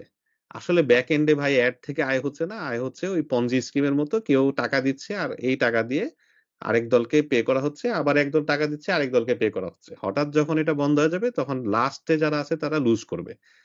এই স্কিম নতুন না, এটা শত বছর ধরে বা আরো বেশি সময় ধরেই পৃথিবীর আনাচে কানাচে চলে আসছে, ধরন পাল্টেছে। তো এরকম কিছু জিনিস আছে হয়তো আমরা উপস্থিত খালি চোখে বুঝতে পারবো না, সেটার জন্য আমরা মুফতি সাহেবদের কাছে আসবো। কিন্তু বেসিক যে বিষয়গুলা, এগুলো তো আমরা আমাদের যে সেন্স আল্লাহ রাব্বুল আলামিন দিয়েছেন, ফিতরা, এখান থেকে আমরা বুঝতে পারছি। একটা বেটিং ওয়েবসাইট, আমার কাছে একবার এরকম একাধিকবার প্রশ্ন আসছে যে বেটিং ওয়েবসাইট বানানো যাবে কিনা। আচ্ছা ভাই, এটা প্রশ্ন করার কোনো বিষয় হলো? জুয়া যে হারাম, এটা একটা মুসলিম শৈশব থেকে শুনে আসে। বেটিং যে জুয়া, এটার মাঝে কি কোনো প্রশ্ন আছে? নেই। সেটা ক্রিকেটের ভিতরে হোক, গেমের ভিতরে হোক, ফুটবলের ভিতরে হোক, অথবা অন্য কিছুর ভিতরে হোক, জুয়া তো জুয়া, রাইট? মানে এমন তো নয় যে মদ যদি আমি মসজিদে বসে খাই তাহলে মদ হালাল, নাউজুবিল্লাহি মিন যালিক। মদ মদ হারাম, খালাস, কোনো কোশ্চেন নাই। ঠিক সেম বেটিং হারাম, সর্বাবস্থায় এটা হারাম। পর্নোগ্রাফি হারাম, সর্বাবস্থায় এটা হারাম। এটার কোনো হালালাইজেশনের কোনো উপায়ই নাই। সো এরকম কিছু বিষয় মোটা দাগে আমাদের সবার নিজেদের নলেজ হিসেবে, আপনারা যারা মাশাআল্লাহ আজকের আয়োজকরা আছেন, মেগা মাইস লার্নিং আছেন এবং অন্যরা আছেন, আপনারা যখন কোলাবোরেটিভলি নিজেরা বসবেন, ডিসকাশন করবেন, এই বিষয়গুলো আরো ক্লারিফাই হবে ইনশাআল্লাহ। কিছু ভাই হাত তুলেছেন, হ্যাঁ আমি সুযোগ দিব। আমি আসলে আমার পার্টটা জাস্ট র‍্যাপ আপ করে ফেলতেছি, এরপরে আমি চলে যাব কোয়েশ্চেন আনসারে। তাহলে আমি আশা করি এই বিষয়টা আমাদের কাছে স্পষ্ট। আজকের পর থেকে, right from today, right from the session today, right from after the session today, আমরা মাথায় রাখবো যে আমার জীবনের সকল ক্ষেত্রে ইনভেস্টমেন্টস, জব অথবা অন বিজনেস হোয়াটএভার, এটা হালাল হইতে হবে। আমি আইদার নিজেই বুঝতে পারবো এটা হালাল কিনা, অথবা আমার কোয়েশ্চেনস থাকবে, সেই কোয়েশ্চেন আমি কারো কাছ থেকে ডাউট ক্লিয়ার করে নেব। কিন্তু অন্য সবাই হারাম খাচ্ছে এজন্য খাবো, ভাই সবাই তো সুদ খায় এজন্য আমিও খাই, ভাই সবাই তো এই ওয়েবসাইট বানায় আমিও বানাই না। ভাই আমি মনে করি যে আজকের সেশনে যদি আমরা জাস্ট এই মেসেজটা নিতে পারি, আলহামদুলিল্লাহ। আমরা একটু সবার ভার্চুয়াল হাত দেখতে পারি কি, যে সবাই আমরা রাজি আছি কিনা। মাহফিল হলে তো সবাইকে জোরে ঠিক বলতে বলতাম, তাহলে সবাই ঠিক বলতেন। তো অন্তত ভার্চুয়াল হাত তুলেন সবাই, দেখি যে আর উই অ্যালাইনড অর নট। হ্যাঁ, মাশাআল্লাহ, অনেকেই হাত তুলেছেন, জাযাকুমুল্লাহ খাইরান। ঠিক আছে, আমি আমার লাস্ট পার্টে অলমোস্ট চলে আসছি। সেটা হলো যে এটা একটা স্লাইড, এটা আমি আসলে বলে ফেলছি অলমোস্ট, যে আমরা যখন কোন একটা জায়গায় জব নিব বা একটা কাজ করব, এবং যারা আইটিতে আছেন আপনাদের জন্য এটা রেলেভেন্ট। সেটা হচ্ছে যে আমরা যে কাজগুলো নিব, প্রথমেই বিষয় হচ্ছে যে মেইন বিজনেস অ্যাক্টিভিটিটা কি। দেখেন অনেক সময় আমরা একটু শয়তান তো স্মার্ট, শয়তান ওভার স্মার্ট। আপনারা এখন যে চ্যাট জিপিটি, তারপর জেমিনি, তারপর ক্লড এআই, দুনিয়ার যত এআই দেখতেছেন, সব অবশ্যই ভাববেন, মনে রাখবেন যে শয়তান is much smarter than all these AI, right? এখন শয়তান অনেক সময় ওয়াসওয়াসা দেয়, আচ্ছা ওয়েবসাইটটা তো মদের, ঠিক আছে, কিন্তু তুমি তো ভাই কাজ করতেছো, একটা বাটন ঠিক করে দিবা। Right? আরে ভাই, আমি বাটনটা ঠিক করতেছি কোন জায়গায়? একটা মদের ওয়েবসাইটে। এই বাটন ঠিক করার কারণে কি হবে? মানুষ মদ খাবে বেশি করে, তাই না? আমরা অনেক সময় এই ছোটখাটো nitty-gritties একটু সন্দেহে পড়ে যাই। তো আমরা ইনশাআল্লাহ আজকের সেশন থেকে আশা করি আরো ক্লারিটি আসবে। আমরা ইনশাআল্লাহ হালালের মাঝে থাকার চেষ্টা করব। আর তো যেটা বলছিলাম, ১ নম্বর হচ্ছে যে যেই ওয়েবসাইট বা যেই প্রতিষ্ঠানের আমি কাজ করছি, জব করছি, তাদের মেইন বিজনেস অ্যাক্টিভিটি কি? আরেকটা হচ্ছে আমার পার্টিকুলার কাজটা কি? একটা হালাল কোম্পানি, আমার কাজ কি? আমার কাজ হচ্ছে তাকে ফেক অ্যাকাউন্টস বানায় দেয়া, তাকে বাটপারি করে দেয়া। তাহলে কি আমার জব হালাল হবে? হবে না। ইভেন দো বিজনেসটা হালাল ছিল, কিন্তু আমার জব স্কোপটা হালাল না। মানে কোন প্রকার প্রতারণা, বাটপারি শরিয়া অনুমোদন দেয় না। রাসূলুল্লাহ সাল্লাল্লাহু আলাইহি ওয়াসাল্লাম স্পষ্ট বলেছেন। তিনি একদিন বাজারে গিয়েছেন যাচাই করার জন্য। দেখেছেন যে একজন বিক্রেতা, উপরে শুকনো সম্ভবত গম ছিল অথবা যব ছিল, আমি এক্সাক্টলি মনে নেই। তো উপরে শুকনোটা রাখা, এবং রাসূলুল্লাহ হাত দিয়েছেন, ভেতরে ছিল ভেজাটা। অর্থাৎ ভেজাটা তো উপরে থাকা দরকার, যেন একজন ক্রেতা কিনতেই পারে, ভেজাটা সে কিনতে পারে। কিন্তু সে দেখছে যে উপরে শুকনো, এবং কেনার পরে বাসায় নিয়ে দেখলো ভেজা। আমরা অনেক সময় হয় না যে এই যে ফলের মৌসুম, সামনে গরমকালে আবার আম জাম শুরু হবে, তো অনেকেই আম বিক্রি করবেন, সুন্দর সুন্দর আমের চেহারা। যখন আপনি এসে বক্সটা খুলবেন, ভেতরে হচ্ছে সব, মানে উপর দিয়ে বড় বড় আম, নিচে দিয়ে সব ছোট আম, নষ্ট আম, তারপর আপনার এই সেই নানা রকম ইস্যু। তো রাসূল সাল্লাল্লাহু আলাইহি ওয়াসাল্লাম বললেন যে মান গাশশানা ফালাইসা মিন্না, সোজা সাপটা কথা, মান গাশশানা, whoever cheats us, whoever frauds us, ফালাইসা মিন্না, he is not among us, সে আমাদের দলভুক্ত নয়, আমাদের অন্তর্ভুক্ত নয়। যে আমাদের আমাদের মাঝে যে চিট করে, প্রতারণা করে, সে আমাদের অন্তর্ভুক্ত নয়। কাজেই আমি যেই কাজই করি না কেন, আমার বিজনেসের ক্ষেত্রে অবশ্যই বিজনেসের ক্ষেত্রে, আপনার জবের ক্ষেত্রে চিটিং, ফ্রড, বাটপারি, প্রতারণা, মিথ্যা, এটা কোনোভাবেই একজন মুসলিমের আপনার ক্যারেক্টারিস্টিক হতে পারে না। আর লাস্ট একটা বিষয়, সেটা হচ্ছে, এটা অলরেডি বলে ফেলছি, সেটা হচ্ছে যে একটা কোরআনিক একটা গাইডলাইন, যেটা আমাদের সকলের কাজের ক্ষেত্রে একটা গুরুত্বপূর্ণ প্রিন্সিপাল। সেটা আল্লাহ রাব্বুল আলামিন বলেছেন সূরা আল মায়েদার ২য় নম্বর আয়াতে, ওয়া তাআওয়ানু আলাল বিররি ওয়াত তাকওয়া ওয়া লা তাআওয়ানু আলাল ইসমি ওয়াল উদওয়ান, তোমরা একে অপরকে সৎ কাজে এবং তাকওয়ার কাজে সহযোগিতা করো, গুনাহের কাজে, শত্রুতার কাজে তোমরা সহযোগিতা করো না। হ্যাঁ? তো কোন গুনাহের কাজে সহযোগিতা করা, এটাও আল্লাহ রাব্বুল আলামিনের এই আয়াত অনুযায়ী শরিয়ার দৃষ্টিকোণ থেকে বৈধ নয়। অনেক সময় আমাদের কাজ ইন অ্যা সরাসরি হারাম না, কিন্তু হারামকে সহযোগিতা করে। তো সেই দৃষ্টিকোণ থেকে এটা শরিয়ার দৃষ্টিকোণ থেকে আপত্তিকর। আর ফাইনালি তাহলে মোটা দাগে আমরা কয়েকটা জিনিস খেয়াল রাখার চেষ্টা করব। একটা হচ্ছে, আমরা যেই আ আয়টা আমাদের আসছে, সেই আয়টা শরিয়া সম্মত শরিয়া সম্মত সার্ভিসের মাধ্যমে কিনা, যেটা অলরেডি আমি আগে বলেছি। ২ নম্বর হচ্ছে যে প্রজেক্টটা আমরা করছি, সেই প্রজেক্টটা ইটসেলফ ওভারঅল, এর আগে আমি বিজনেসের কথা বলেছি, বা প্রজেক্ট ধরেন, সেটা শরিয়ার দৃষ্টিকোণ থেকে পারমিসিবল কিনা। আর আরেকটা প্রিন্সিপাল এখানে আমরা যেটা বলার চেষ্টা করেছি যে, আম আম আমার যে সফটওয়্যার আমরা ব্যবহার করছি কাজের জন্য, সেটা আপনার লফুল কিনা, বা সেটা পাইরেটেড কিনা, এটাও একটা কনসিডারেশন এর বিষয়। আর অনেক সময় হতে পারে যে এত সত্ত্বেও কিছু জায়গায় আমাদের গ্রে এরিয়া থাকবে। সেক্ষেত্রে আমরা, যারা জানেন সাবজেক্ট ম্যাটার এক্সপার্ট, আমাদের আইএফএ কনসালটেন্সি, আদার অ্যাডভাইজারি, বা এরকম আরো প্রতিষ্ঠান বা ব্যক্তি আছেন। মোদ্দা কথা হচ্ছে, আপনারা জানবেন, নিজেদেরকে এম্পাওয়ার করবেন এবং আম আ জানার চেষ্টা করবেন। আ এরপর আরো কিছু বিষয় ছিল, আমি ওগুলা জাস্ট কুইকলি আপনাদেরকে দেখিয়ে ১ মিনিটের মধ্যে শেষ করে দিচ্ছি ইনশাআল্লাহ। সেটা হচ্ছে যে, আমরা যারা বিশেষ করে আইটি রিলেটেড প্রজেক্টে থাকি, আমাদের হাতে অনেক ডেটা থাকে। অনেক সেনসিটিভ ডেটা থাকে। সো মাথায় রাখতে হবে, ডেটা সর্বস্থায় আমানা। যেই ডেটাটা পাবলিকলি শেয়ার করা হয় নাই, সেই ডেটাটা বাই ডিফল্ট আমানা। অর্থাৎ এটা আমার এমপ্লয়মেন্ট কন্ট্রাক্টে, সার্ভিস কন্ট্রাক্টে কনফিডেনশিয়ালিটি ক্লজ থাকুক অথবা না থাকুক, বাই ডিফল্ট সকল প্রকার ডেটা যেটা পাবলিকলি প্রকাশ করা হয় না এই প্রতিষ্ঠানের পক্ষ থেকে, সেটা আমার কাছে আমানা। আমানা মানে কি? আমি সেটা কারো সাথে শেয়ার করতে পারব না। কারো কাছে আমি এটা বিক্রি করতে পারব না। আ কারো কারো মানে এক কথায় ডেটা, এখন তো ডেটা প্রাইভেসি কি এটা বুঝানোর বিষয় নেই, আপনারা সবাই জানেন। GDPR এর যে রেগুলেশন, গাইডেন্স, স্ট্যান্ডার্ড, সেটা জানেন। ইউরোপিয়ান যে standard, plus overall data privacy নিয়ে প্রত্যেক দেশেই বিভিন্ন অ্যাক্ট আছে। মালয়েশিয়াতে আছে PDPA বলি আমরা, প্রাইভেট ডেটা প্রোটেকশন অ্যাক্ট। তো ওইটা শরিয়ার সাথে অ্যালাইনড। শরিয়া এটা ডেটাকে অত্যন্ত গুরুত্বপূর্ণ বিষয় মনে করে। একটা ডেটার ভিত্তিতে মানুষের বর্তমানে সম্মানহানি করা সম্ভব। আ মানুষের আ মানুষকে ব্ল্যাকমেইল করা সম্ভব, মানুষের ক্ষতি করা সম্ভব। কাজেই আমরা যারাই ডেটা হ্যান্ডেল করব, এটা খুব মানে সতর্কতার সাথে হ্যান্ডেল করার চেষ্টা করব। একটা ঘটনা মনে পড়লো, একজন আমাকে একবার প্রশ্ন করেছিলেন। উনি একটা কোম্পানির মার্কেটিং সেলস হেড ছিলেন। উনার কাছে অনেক সেলস ডেটা ছিল। আ ব্যা ইউজার কাস্টমারদের বা ইত্যাদি।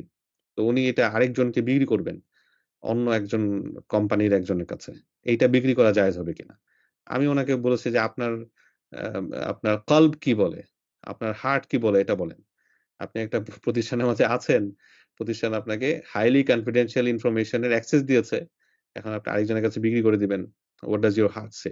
সবকিছু আসলে ফতোয়ার বিষয় না। এটা আমাদের হার্টই বলে দিবে। মুফতি সাহেবের কাছে যেতে হবে না। আল ইসমু মা হাকা ফি সাদরিক ওয়া ইন আফতাকা নাস ওয়া আফতারকা। এটা হাদিসের ভাষ্য। রাসূল সাল্লাল্লাহু আলাইহি ওয়াসাল্লাম বলেছেন, গুনাহ হচ্ছে যেটা, সেটা তোমার মনে খটকা লাগায়, ডাউট সৃষ্টি করে। মনে হচ্ছে ঠিক না। যদিও এর পক্ষে বা বিপক্ষে ফতোয়া দেয়া হয়। তো অনেক সময় আমরা জাস্ট যদি we listen to our heart, আমরা কিন্তু বুঝবো যে জিনিসটা আসলে আমাদের জন্য সঠিক নয়। আর হ্যাঁ, মোটামুটি আর আসলে আপাতত কিছু বলার কিছু ইয়া নেই। আমার মোটামুটি অনেক বিষয় চলে আসছে। লাস্ট বাট নট লিস্ট মাথায় রাখতে হবে যে আমরা যারা হালাল নিয়ে, ইসলামিক ফাইন্যান্স নিয়ে ইত্যাদি নিয়ে কাজ করার চেষ্টা করছি, we all are in a long journey এবং you know we need all of you to work together with us in every step of the way. আমরা একা আসলে এই পথ চলতে পারবো না। আমাদের স্ট্রং কমিউনিটি থাকা লাগবে এবং নিজেদের মাঝে শেয়ারিং করা লাগবে। চ্যালেঞ্জেস গুলো শেয়ার করতে হবে। আমরা যদি সাইলো ভাবে কাজ করি, হ্যাঁ, আমরা একে অপরের পাশে না দাঁড়াই, তাহলে চারপাশে এত হারামের ছড়াছড়ি, এখান থেকে আমাদেরকে সেভ করা অত্যন্ত কঠিন।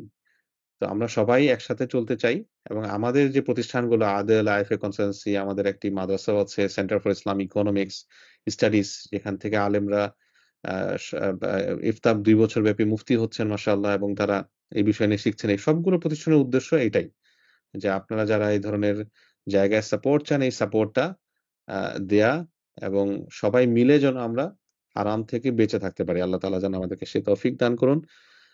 আমি এখানেই শেষ করছি।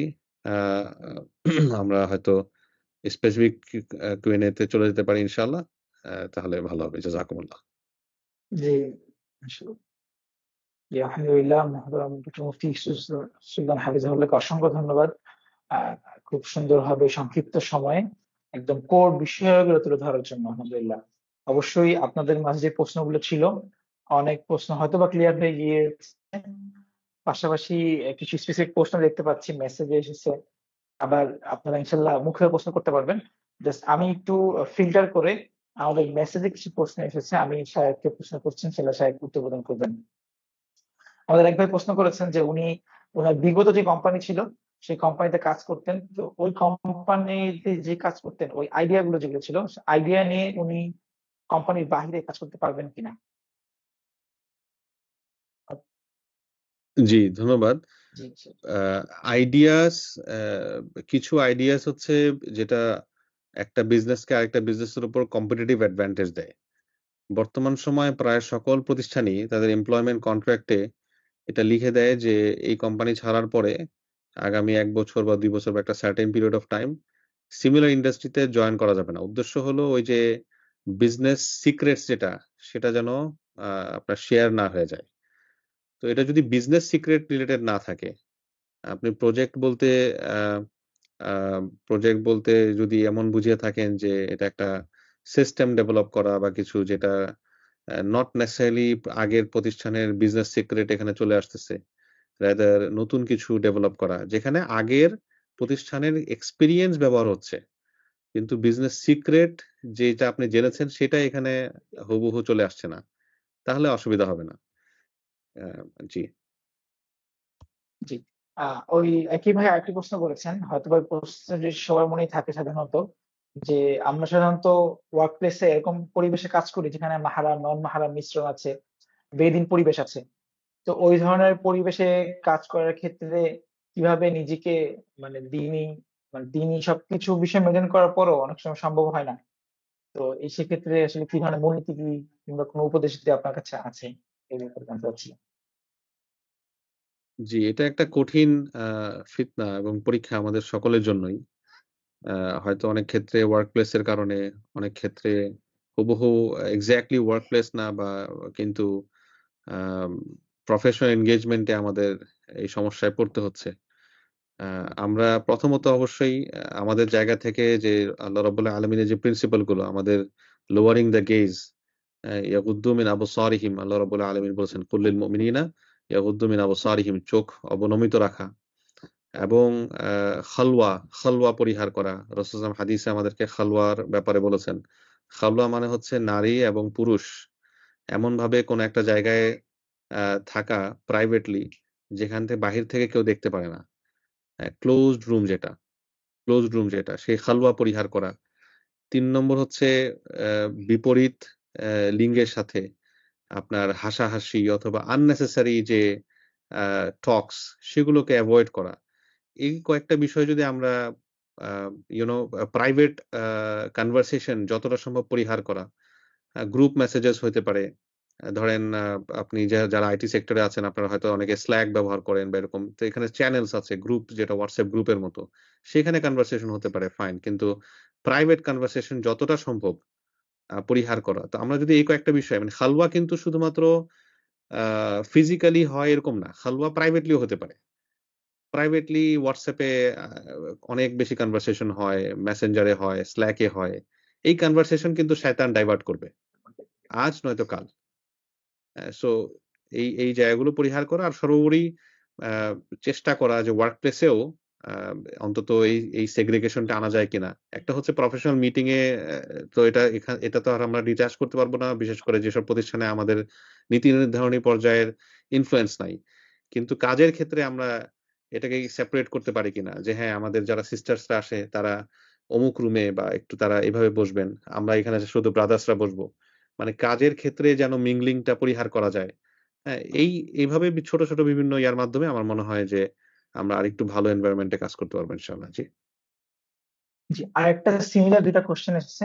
একটি আমাদের আরিফুল ইসলাম ভাই, আবার হচ্ছে খালিদ বিডি ভাই। তাদের কোশ্চেনের মূল বিষয়টি হচ্ছে ওনারা এমন একটি কোম্পানিতে আসলে আইটি সেক্টরের সিনিয়র সফটওয়্যার ইঞ্জিনিয়ার হিসেবে, যেখানে কোম্পানির কাজ হচ্ছে ওনারা ফাইন্যান্স করেন, ফাইন্যান্সিয়াল অ্যাক্টিভিটি নিয়ে কাজ করেন, অর্থাৎ ব্যাংক, নন ব্যাংক, কনভেনশনাল ব্যাংক, পাশাপাশি হচ্ছে আরিফুল ইসলাম ভাই একটা ব্যাংকের কথা বলেছেন, যেখানে ব্যাংক না, সরি, ফাইন্যান্সিয়াল ইনস্টিটিউশন যারা আসলে প্রভিডেন্ট ফান্ড নিয়ে কাজ করেন। তো এই ধরনের যারা আসলে সুদি কার্যক্রম করেন, তার ওইসব কোম্পানিতে আইটি সেক্টরে কাজ করা বৈধ হবে কিনা, প্রশ্ন হচ্ছে এটা। জি, ধন্যবাদ। যদি এই আইটি কোম্পানি মূলত নিউট্রাল সফটওয়্যার বানায় থাকে, যেটা উভয় ধরনের প্রতিষ্ঠানেই সেলেবল হয়, অর্থাৎ লেটস সে একটা কোর ব্যাংকিং সফটওয়্যার যেটা ইসলামিক ব্যাংকগুলোর জন্যও কিছু কাস্টমাইজেশনের মাধ্যমে অ্যাপ্লাই করা পসিবল, আবার কনভেনশনাল ব্যাংকের জন্য পসিবল, অথবা ইসলামিক ইন্স্যুরেন্স বা তাকাফুলের জন্য পসিবল, আবার কনভেনশনাল ইন্স্যুরেন্সের জন্য পসিবল। তাহলে সেই জায়গা থেকে আইটিটা অনেকটা নিউট্রাল একটা সেগমেন্ট বলে পরিগণিত হবে, এবং আশা করি ইনশাল্লাহ আয় হালাল হবে। এটা আমি একটা ব্রড লেভেল প্রিন্সিপাল বললাম। বাকি আপনি যদি আরো ফার্দার সার্টেনটি চান, আমাদেরকে পুরো ডিটেল সিনারিও লিখে যদি পাঠান, তাহলে হয়তো আমরা আরো স্পেসিফিক সিনারিও বেসড উত্তর দিতে পারবো। আমি আসলে এখানে যে উত্তরগুলো বলবো এগুলো সবগুলাই ব্রড লেভেল আনসার, মানে একেবারে স্পেসিফিক সিনারিওকে হয়তো ক্যাটার করবে না। এজন্য ক্ল্যারিটি বা সার্টেনটি আরো বেশি প্রয়োজন হলে অবশ্যই আপনারা সরাসরি আমাদের সাথে যোগাযোগ করার চেষ্টা করবেন। জি।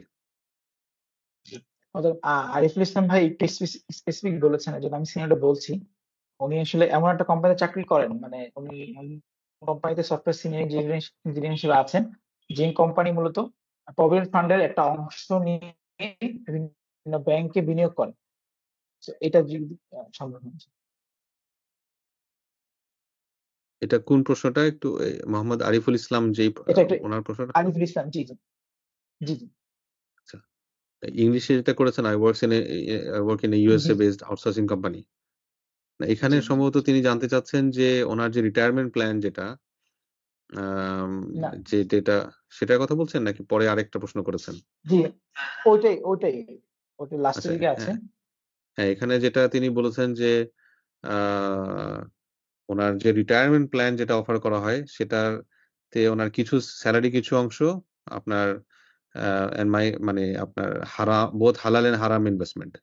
এটা একটু বলি, ইউএসএ তে যে রিটায়ারমেন্ট প্ল্যান, যেটা 401k যে রিটায়ারমেন্ট প্ল্যান বা অন্যান্য যে রিটায়ারমেন্ট প্ল্যান গুলো আছে, ইউএসএ এর একটা সৌন্দর্য, মানে ভালো দিক হচ্ছে কোম্পানি চাইলে রিটায়ারমেন্ট প্ল্যানটাকে কাস্টমাইজ করতে পারে, এবং অলরেডি কয়েকটি প্রতিষ্ঠান শরিয়া কমপ্লায়েন্ট রিটায়ারমেন্ট প্ল্যান তৈরি করার জন্য সার্ভিস অফার করছে ইউএসএ তে। কিন্তু ইন জেনারেল আমরা কয়েকটা রিটায়ারমেন্ট প্ল্যানকে রিভিউ করেছি, এই মুহূর্তে একটা রিটায়ারমেন্ট প্ল্যান রিভিউ করছে একটা কোম্পানির। ইন জেনারেল মোস্ট কেসেসে ওনারা আসলে ফেডারেল রিজার্ভের বন্ডে অথবা এরকম মানি মার্কেট ইনস্ট্রুমেন্ট গুলোতে ইনভেস্ট করে থাকেন, যেগুলো সবগুলোই শরিয়া নন কমপ্লায়েন্ট। কাজেই ওগুলো থেকে যেই ইনকামটা জেনারেট হবে সেটা শরিয়া কমপ্লায়েন্ট হবে না। এবং যেহেতু এই কাস্টমাইজেশনের সুযোগ আছে, এমনকি চাইলে রিটায়ারমেন্ট প্ল্যান থেকে কমপ্লিটলি আনসাবস্ক্রাইবও করা যায়, অধিকাংশ প্রতিষ্ঠানে আমরা যতটুকু যাচাই করে দেখেছি। কাজেই যে ভাই প্রশ্ন করেছেন, আমরা সাজেস্ট করব যে আপনি ফার্দার আমাদের পরামর্শ নিয়ে আপনার প্রতিষ্ঠানে সেটা ট্রাই করে দেখতে পারেন ইনশাআল্লাহ। জি। আরেকজন ভাই প্রশ্ন করেছেন পাইরেট সফটওয়্যার রিলেটেড, যেটা এমন একটি সাইট বানানো যেটা মূলত provides pirate content, software, games, courses, এই ধরনের সফটওয়্যার বিল্ড আপ করা যায় হবে কিনা?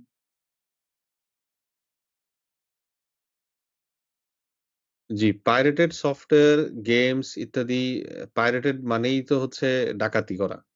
অর্থাৎ এটাকে আপনার যে প্রোটেকশনটা ছিল সে প্রোটেকশনটাকে হ্যাক করা এবং এটাকে ম্যাস মানুষের জন্য উন্মুক্ত করে দেয়। এই প্র্যাকটিসটা ইটসেলফ শরিয়ার জায়গা থেকে তো বটেই, ইন্টারন্যাশনালিও এবং প্রত্যেক রিজিওনাল যে ল সে অনুযায়ী এটা কমপ্লায়েন্ট কোনো অ্যাক্টিভিটি না। যে এই ধরনের কাজ থেকে বিরত থাকা উচিত। ধন্যবাদ। এখন আমরা কিছু মৌখিক প্রশ্নে চলে যাব। আমাদের দেখতে তো পাচ্ছি অনেকেই হাত উঠিয়েছেন। আমরা একজনের কাছে চলে যাবো। আলামিন ভাই দেখতে পাচ্ছি আমার লিস্টে সবার আগে আছেন। আলামিন ভাই যদি প্রশ্ন করতেন। মহানম বর্ষির ভাই, এখানে হাত কে জি আগে জি উঠিয়েছেন 1 2 3 এই সিরিয়ালে আছে। আমরা মনে হয় যিনি 1 ওনাকে আগে দিতে পারি। জি 1-0 ওনাকে দিয়েছে। আলামিন ভাইকে বলছিলাম। আলামিন ভাই মুবাশশির ভাই, এখানে আপনাকে একটু আলামিন ভাই না ওনাকে থাকলে অ্যাক্সেস দিতে জি হবে। একটু অ্যালো মাইক দিতে হবে আপনার এন্ড থেকে। হ্যাঁ, আমি দিয়েছি। আচ্ছা, ঠিক আছে। আলামিন ভাই দিয়েছি। উনি হয়তো নেই। আসহাব ভাই আছেন মনে হচ্ছে। আসহাব ভাই। আচ্ছা ভাইয়া, আমি তখন ইয়া করতে পারতেছিলাম না আরকি, সরি। ও জি ঠিক আছে, বলেন ভাই। আচ্ছা, আমার অ্যাকচুয়ালি ২ টা প্রশ্ন। একটা প্রশ্ন হচ্ছে, আ যদি কেউ কোনো গভর্নমেন্ট প্রজেক্টে কাজ করে, এখন গভর্নমেন্ট প্রজেক্ট তো হচ্ছে কোম্পানি নেয়। তো এই ক্ষেত্রে তো হচ্ছে ওইখানে আসলে কোনো ঘুষ-টুস দেওয়া হয়েছে কিনা সেটা তো আসলে মানে এমপ্লয়িরা আসলে জানে না। সো যদি ঘুষ দেওয়া হয়ে থাকে, মানে এটা তো আসলে ওই কোম্পানি করছে। এটা এই ক্ষেত্রে কি আসলে মানে করণীয় কি আরকি? তো ওই ধরনের কোম্পানিতে কাজ করা যাবে কিনা? আপনার প্রশ্নটা হলো যে কোম্পানি হয়তো ঘুষ দিয়ে কাজটা নিতে পারে, অথবা নাও নিতে পারে, যেটা হয়তো এমপ্লয়ি হিসেবে আপনারা জানেন না। কিন্তু প্রজেক্টটা একটা হালাল শরিয়া কমপ্লায়েন্ট প্রজেক্ট যেখানে কাজ করছেন। হ্যাঁ, তাহলে মানে প্রজেক্টে ওই হারাম কোনো কিছু নাই আরকি। মানে এটা ওই ধরনের জি। ইলিগাল না, যেটা হচ্ছে সাধারণ মানুষ ইউজ মানে করে। টেন্ডারটা পেতে হয়তো ওনারা কিছু করেছেন বা করেননি ইত্যাদি। আচ্ছা, হ্যাঁ, এখানে ১ম বিষয় হলো যেহেতু প্রজেক্টটি হালাল এবং আপনাদের কাজও অ্যাজিউম করছি হালাল, কাজে ইনশাআল্লাহ এটার ইনকাম হালাল হবে। আ বাকি যদি আপনার জানা থাকে যে এটা প্রকিউর করার জন্য অনৈতিক উপায়ের আশ্রয় নেওয়া হয়েছে, তাহলে অবশ্যই অ্যা আপনাদের ঊর্ধ্বতন মহলে যেভাবে হিকমার সাথে, উইজডম এর সাথে এটা কনভে করা যায়, এটা কনভে করা উচিত।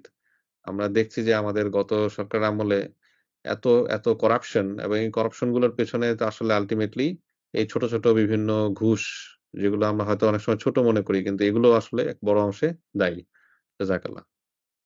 আচ্ছা, আরেকটা কোয়েশ্চেন হচ্ছে, যদি আমরা কোনো মানে নন মুসলিম কোনো একটা কোম্পানিতে কাজ করি যেখানে হচ্ছে প্রজেক্ট হালাল, মানে যে তারা যে প্রজেক্টটা করতেছে ওইটা হচ্ছে মানে হারাম কোনো কিছু নাই আরকি। সো সেইসব প্রজেক্টেই কাজ করা যাবে কিনা?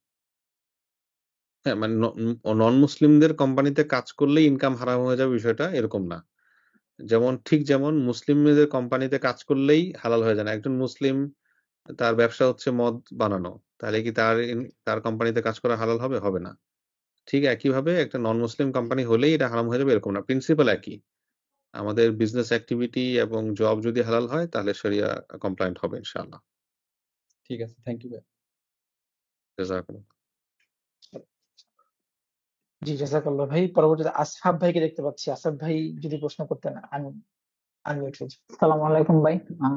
তো আমার প্রশ্নটা হচ্ছে, ধরেন আমরা যদি কোনো একটা প্রোডাক্ট বেস কোম্পানিতে যাই, তাহলে হয়তো এই প্রোডাক্টটা প্রথমে আমার রিভিউ করার একটা চান্স থাকে। বাট আমরা যদি কোনো সার্ভিস বেস সফটওয়্যার কোম্পানিতে যাই, তখন তো এই সার্ভিস গুলা বা যে প্রজেক্ট গুলা কোম্পানি ম্যানেজমেন্ট নিবে, সেখানে আমাদের কোনো কন্ট্রোল থাকে না। আবার অনেক ক্ষেত্রে এরকম কিছু কেস আসে যে আমি হয়তো এই টোটাল প্রজেক্টের ব্রডার ভিউটা আমি জানি না, বা টোটাল প্রজেক্টের ইম্প্যাক্টও আমি জানি না। এটাতে হয়তো আমি ছোট কোনো একটা ফিচারে কাজ করতেছি বা ছোট কোনো একটা ফিক্সেসে কাজ করতেছি। সো এইরকম যদি কোনো প্রজেক্ট থাকে যেটা শরিয়া মোতাবেক সেটা হালাল না, কিন্তু আমি সেটা জানি না, ব্রডার ভিউ যে তোমার কাছে নাই, আমি একটা এটার ছোট কোনো একটা ফিচারে কাজ করছি, তখন সেটার জন্য আর কি কি হবে, সেটার জন্য আমি গুনাহের ভাগীদার হব কিনা? জি, তো আপনি যেটা বলার চেষ্টা করেছেন সেটা হচ্ছে যে মূল বিজনেস হয়তো হালাল। তার প্রজেক্টটার মাঝে ব্রডার প্রজেক্টে নন হালাল থাকতে পারে সেটা আপনি জানেন না। আপনি যেই পার্টিকুলার ফিচারে কাজ করেছেন, যতটুকু আপনার প্রিভিউ আছে সেটা হালাল, সেটাতে শরিয়া সম্মত নয় এরকম কোনো কিছু নাই। তাহলে এটা ইনশাআল্লাহ এটা হালাল হবে। যেহেতু আপনি ব্রডার ভিউটা জানেন না। ব্রড লেভেলের প্রজেক্টের ব্যাপারে যদি আপনার জানা থাকে তাহলে সেখান থেকে বিরত থাকা উচিত। জি।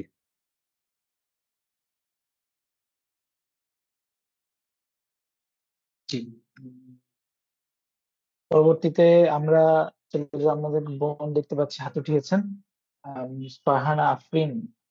বোন, আপনি কি শুনতে পাচ্ছেন? জি।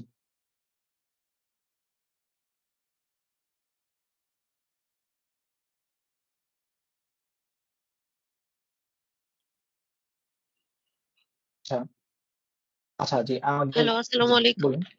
হ্যালো, আসসালামু আলাইকুম। শুনতে পাচ্ছেন? ওয়ালাইকুম ওয়ালাইকুম আসসালাম। শুনতে আসসালাম। পাচ্ছেন? জি, জি, শোনা জি, যাচ্ছে। আমার কোশ্চেনটা ছিল, আম মেয়েদের কাজ করার যে ব্যাপারটা, এটা আসলে বলা হয়ে থাকে যে আম মানে অনেক রকম কথা শুনি যে প্রয়োজন না থাকলে করার দরকার নাই।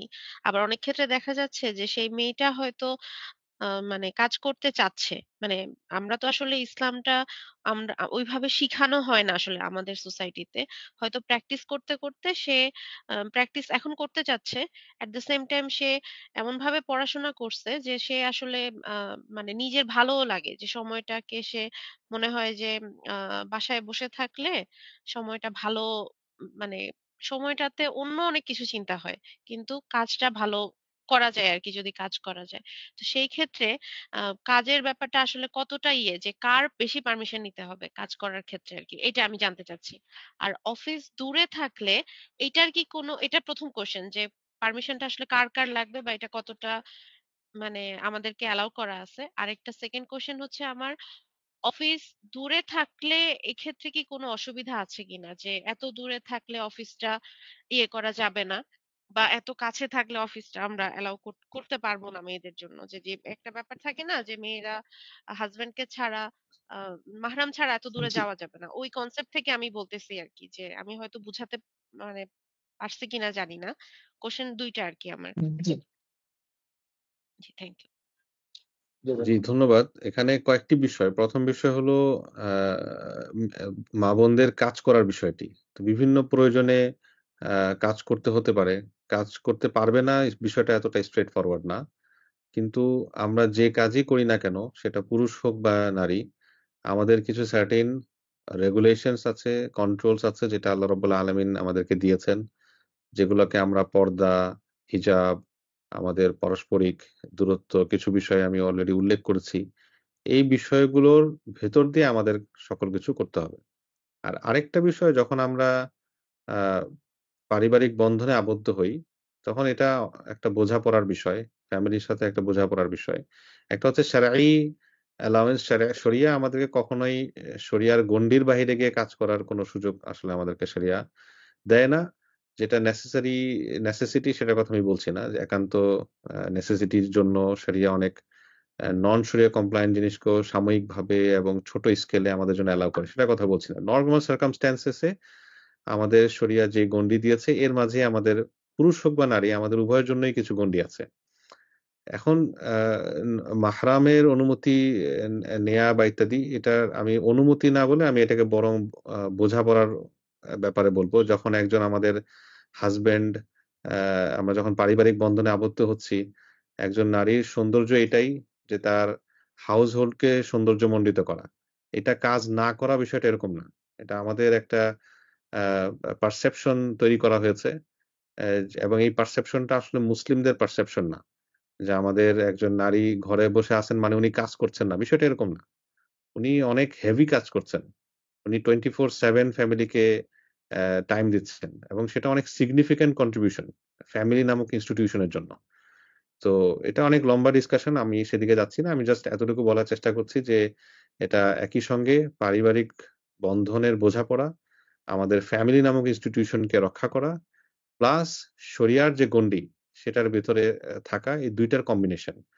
আর ফার্দার আপনি স্পেসিফিক আরো কোনো বিষয় যদি জানতে চান আমাদের সাথে সরাসরি যোগাযোগ করলে আমরা মনে হয় সেই আনসারটা আরো ভালোভাবে দিতে পারবো ইনশাআল্লাহ। ধন্যবাদ।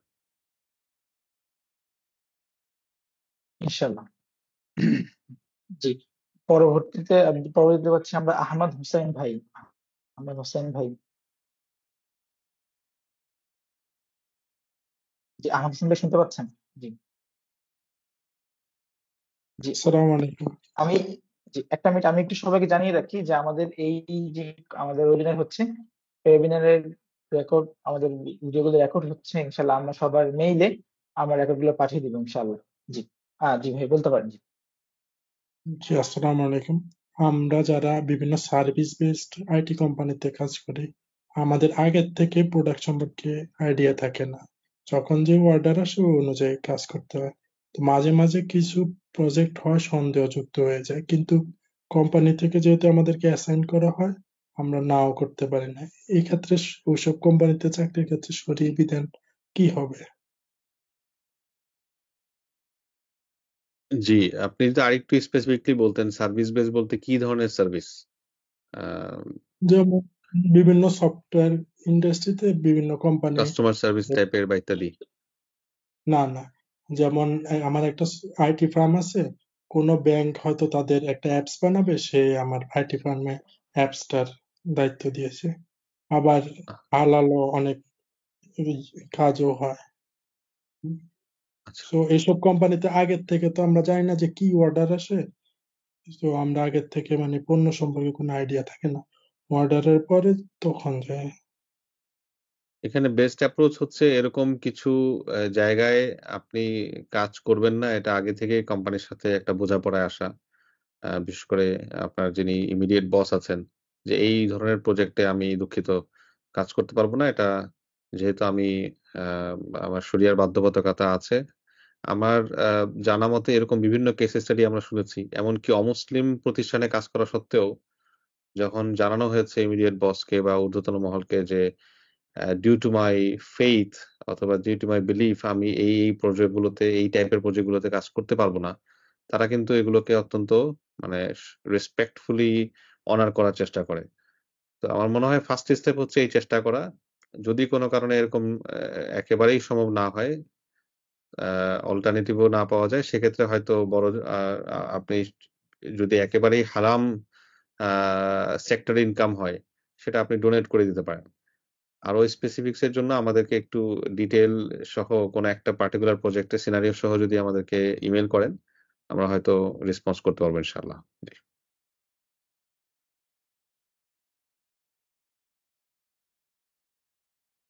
জি ধন্যবাদ। জাযাকাল্লাহ। ইনশাল্লাহ। ধন্যবাদ। আসলে বলেছেন সবার প্রশ্ন নেওয়ার চেষ্টা করা হবে। বাকি কারো কাছে যদি মনে হয় আমার আর কারো কাছে যদি মনে হয় যে আমার উত্তরটা চলে এসেছে অন্য ভাইয়ের প্রশ্নে, তাহলে আর হাতটা রেইজ করার প্রয়োজন নেই। ইনশাআল্লাহ। আর আরো স্পেসিফিক ভাবে যদি কারো প্রয়োজন হয় যে আরো খুব বিশদ আকারে কোনো জানতে ডিটেইলস আপনারা অবশ্যই একটা কনসালটেন্সি সকলকে মেইল করা হয়। এই মেইলে আমার কন্টাক্ট সার্ভিসের ইমেইল আছে। আপনারা সরাসরি আপনার প্রশ্ন যদি পাঠান কিংবা আলোচনা চলা। এবং আমি ফরহাদ ভাইকে চাইবো। ফরহাদ ভাই, জি শুনতে পাচ্ছেন? জি, আসসালামু আলাইকুম। ওয়ালাইকুম আসসালাম ওয়া রাহমাতুল্লাহ। জি ভাই, আমার প্রশ্নটা অ্যাকচুয়ালি অনেকের পক্ষ থেকে। সেটা হচ্ছে আমরা হালাল ওয়েতে কিভাবে ট্যাক্স রিডিউস করতে পারি? হালাল ওয়েতে কিভাবে ট্যাক্স রিডিউস করতে পারি, এটার সাথে লিগ্যাল ওয়েতে কিভাবে ট্যাক্স রিডিউস করতে পারি, এই ২ টার মাঝে আসলে খুব বেশি পার্থক্য নেই। মূল বিষয়টা হলো কোন রকম মিথ্যা বা প্রতারণার সুযোগ তো নেই। যদি কোথাও রিবেটের সুযোগ থাকে সেই ডেফিনিটলি সেই রিবেট ক্লেম করা সম্ভব। আ কোন কিছু যদি ট্যাক্সেবল না হয় আ সেটা সেটা থেকে বেঁচে থাকা সম্ভব। কিন্তু মিথ্যা বা প্রতারণার আশ্রয় নেওয়ার সুযোগ নেই। জি, ধন্যবাদ। আ জি, আরেকটা ব্যাপার হচ্ছে অনেকে দেখছি এইটা পরামর্শ দেয় যে, আ আমরা হচ্ছে সঞ্চয়পত্র করব, কিন্তু সঞ্চয়পত্রে যে ইন্টারেস্ট আসবে ওটা তুলব না। ওটা ওভাবে রেখে আমরা বাকি টাকা তুলে নিব। এটাতে যেই রিবেটটা আসে সেটা নিব। এটা কি আসলে হালাল? এটা হালাল না, কারণ হচ্ছে সঞ্চয়পত্রের যেই ইন্টারেস্টটা সেটা কিন্তু রিবেটের ক্ষেত্রে যখন ইউটিলাইজ করা হচ্ছে এটা কিন্তু আসলে ইউজ করা হচ্ছে, আচ্ছা এটা ইনডাইরেক্টলি ইউজ করা হচ্ছে। এর চেয়ে বরং যদি কোনো শরিয়া কমপ্লায়েন্ট অল্টারনেটিভ থাকে, যেটা যেটা ইসলামিক কোনো ইনভেস্টমেন্ট বা ইত্যাদি যেটার মাধ্যমে রিবেট পাওয়া সম্ভব সেটা ইউটিলাইজ করা উচিত। জি, জি, ধন্যবাদ। আসসালামু আলাইকুম। ধন্যবাদ। ওয়ালাইকুম আসসালাম। জি, পরবর্তীতে আমি একটু ডিসকানেক্ট হয়ে গেছিলাম, আমার শুনতে পাচ্ছেন সবাই? গোলাম রাব্বানী ভাই, আপনি শুনতে পাচ্ছেন? জি, জি, আসসালামু আলাইকুম। আমি ওয়ালাইকুম আসসালাম। আচ্ছা, আমার প্রশ্নটা হচ্ছে যে আমরা অনেক সময় যেহেতু কোড রিলেটেড কাজ করি, কোডিং করি, তো কোনো সময় আমাদের অফিসের কাজের ক্ষেত্রে আমরা ওপেন সোর্স প্রজেক্ট থেকে কোডগুলো নিই, ওখান থেকে নিয়ে আমাদের হয়তো প্রবলেম যেটা আসলো ওখান থেকে সলভ করলাম, আবার কিছু প্রবলেম হয়তো নিজেরাই সলভ করলাম, আবার এরকম হয় যে পার্সোনাল কোনো আলাদা একটা প্রজেক্টে হয়তো কাজ করতেছি যেটাই কম আমার হয়তো পরিচিত কেউ আমাকে বলছে তাকে, তো সেটা করতে গিয়ে দেখা গেল সিমিলার কিছু কাজ আমার লাগতেছে, সেটা হয়তো আমি ওখানে নতুন করে লিখতে গেলে আমাকে হয়তো অনেক সময় লাগবে, এই জায়গাটাতে আমি করলাম, ওটা আমারই লিখা আরেকজনেরটা না, এবং পুরো প্রজেক্টও না, হয়তো স্পেসিফিক কোনো একটা পোর্শন, সেটা যদি এখান থেকে ওখানে দিয়ে দিই, এই ব্যাপারটা আসলে ইন জেনারেলি মনে হয় না, কিন্তু এটা আসলে কতটুকু হবে? ওপেন সোর্সের ক্ষেত্রে তো আহ, স্পষ্ট ওপেন সোর্সেরও অনেক রকম লাইসেন্স আছে। আমরা ধরে নিচ্ছি যে আপনি এমন লাইসেন্সের কোডের কথাই বলছেন যেখানে নিজস্ব প্রজেক্টে এটাকে মডিফাইড ভাবে ইউজ করতে কোনো অসুবিধা নেই। আর নিজের অন্য কোনো প্রজেক্ট যেটা কমার্শিয়ালি কোথাও সেল করা হয়েছে ওখানে চুক্তির উপর এটা নির্ভর করবে। যদি ওখানে চুক্তিটা থাকে যে ওই কোড আপনি কোনোভাবে ইউজ করতে পারবেন না, তাহলে সেটা অনার করা উচিত। আর যদি চুক্তি এরকম থাকে যে একটা project as a project deliver করা হয়েছে কিন্তু এটার পার্ট এন্ড পার্সেল বিভিন্ন স্নিপেট বিভিন্ন কোড ইউজ করা কি হবে কি হবে না সেটা নিয়ে কোনো কথা হয়নি এবং আপনার এই প্রজেক্টও ভিন্ন, তাহলে সেটা সেখানে সেই কোড ইউজ করার করতে কোনো অসুবিধা আমি দেখছি না। জাযাকাল্লাহ। জি, মোহতারাম গোলাম রাব্বানী ভাইকে অসংখ্য ধন্যবাদ। এ- এই মুহূর্তে আমরা জসিম আলম ভাইয়ের কাছে চলে যাবো ইনশাল্লাহ। জি ভাই, এই দ্রুত প্রশ্ন করলে ভালো হয়। জি,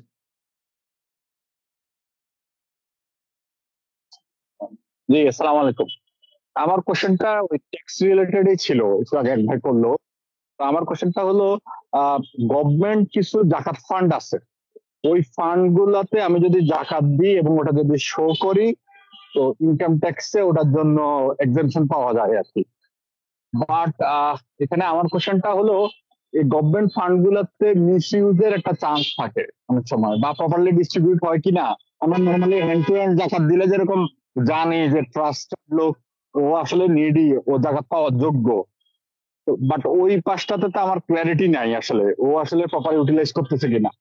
তো এই পার্টটাতে যদি কোনো গাইডলাইন দেন, জাযাকাল্লাহ খাইর। আসসালামু আলাইকুম। ওয়ালাইকুম সালাম রহমতুল্লাহ। জি, এটা একটা সুন্দর অল্টারনেটিভ। আমি আগেও বলেছি যে ট্যাক্সের ক্ষেত্রে লফুল যেই পদ্ধতিগুলো আছে, যেমন এটা একটা লফুল এবং একটা লিগেল রিবেটের উপায়। যেমন মালয়েশিয়ার সিস্টেম এখানে খুব চমৎকার, যে আপনি যদি জাকাত দিয়ে থাকেন সেটা 100% রিবেট পাওয়া যায় ট্যাক্স থেকে। কেউ যদি 5,000 রিঙ্গিট সে জাকাত দিয়ে থাকে তাহলে তার ট্যাক্সে 10,000 রিঙ্গিট আসছে ফর এক্সাম্পল, সে সেখান থেকে পুরো 5,000 রিঙ্গিটই রিবেট পেয়ে যাবে, 100% রিবেট। এটা বাংলাদেশে ইন্ট্রোডিউস করার জন্য আমরা পরামর্শ দিয়েছি। আশা করি এটা হলে অনেকের জন্য রিলিফ হবে, কারণ আমাদের মুসলিম হিসেবে আমরা এমনিতেই জাকাত দিয়ে থাকি। তো এখন ইস্যু আরেকটা হলো যে গভর্নমেন্টের জাকাত বডিতে জাকাত দিলে জাকাত ঠিকমতো ডিস্ট্রিবিউট হচ্ছে কিনা। তো যদি সুনির্দিষ্টভাবে আমরা জানি যে ডিস্ট্রিবিউট হচ্ছে না, সেক্ষেত্রে পরিহার করা তো ভালো। কিন্তু সুনির্দিষ্টভাবে যদি আমরা না জানি, ডাউট থাকে, এবং ডেফিনিটলি গভর্নমেন্ট রিলেটেড সকল সার্ভিসেই কম বেশি আমাদের ডাউট থাকে। বিশেষ করে গত সরকারের আমলে আমরা যেটা দেখেছি, আমরা আশা করি সেটা সামনে ইনশাআল্লাহ পরিবর্তন হবে। তো সেই ডাউটফুল জায়গা থেকে আমরা যদি দেই, জাকাত হবে না আমার মনে হয় এটা বলাটা একটু কঠিন হয়ে যাবে। তারপরও আমরা এটা যেহেতু জাকাত হওয়া না হওয়া নিয়ে বিষয়, আমি আমার মন্তব্য রিজার্ভ রাখছি। আমাদের কলিগদের সাথে কথা বলে আমরা হয়তো এটা জানাবো ইনশাল্লাহ। কিন্তু ইন জেনারেল জাকাত মানে একেবারেই মিসইউজ হয় 100% এরকম ক্ল্যারিটি না থাকলে কেউ যদি দেয়, আমরা আশা করি যে জাকাত আদায় হয়ে যাবে এবং ওদিক দিয়ে যে রিবেটটা, মূল বিষয় ছিল রিবেট তো নিতে অসুবিধা নাই ইনশাল্লাহ। এইটা লফুল একটা রিবেট। জি। ধন্যবাদ। জি, ধন্যবাদ। এই মুহূর্তে আমরা দেখতে পাচ্ছি ইনশাআল্লাহ মোহন হাসান ভাই। হাসান ভাই যদি প্রশ্ন করতেন, জি। হাসান হাসান ভাই যদি অ্যাভেলেবেল না থাকেন তাহলে আমরা আলী আকবর ভাইকে দেখতে পাচ্ছি, জি, হাত উঠিয়েছেন।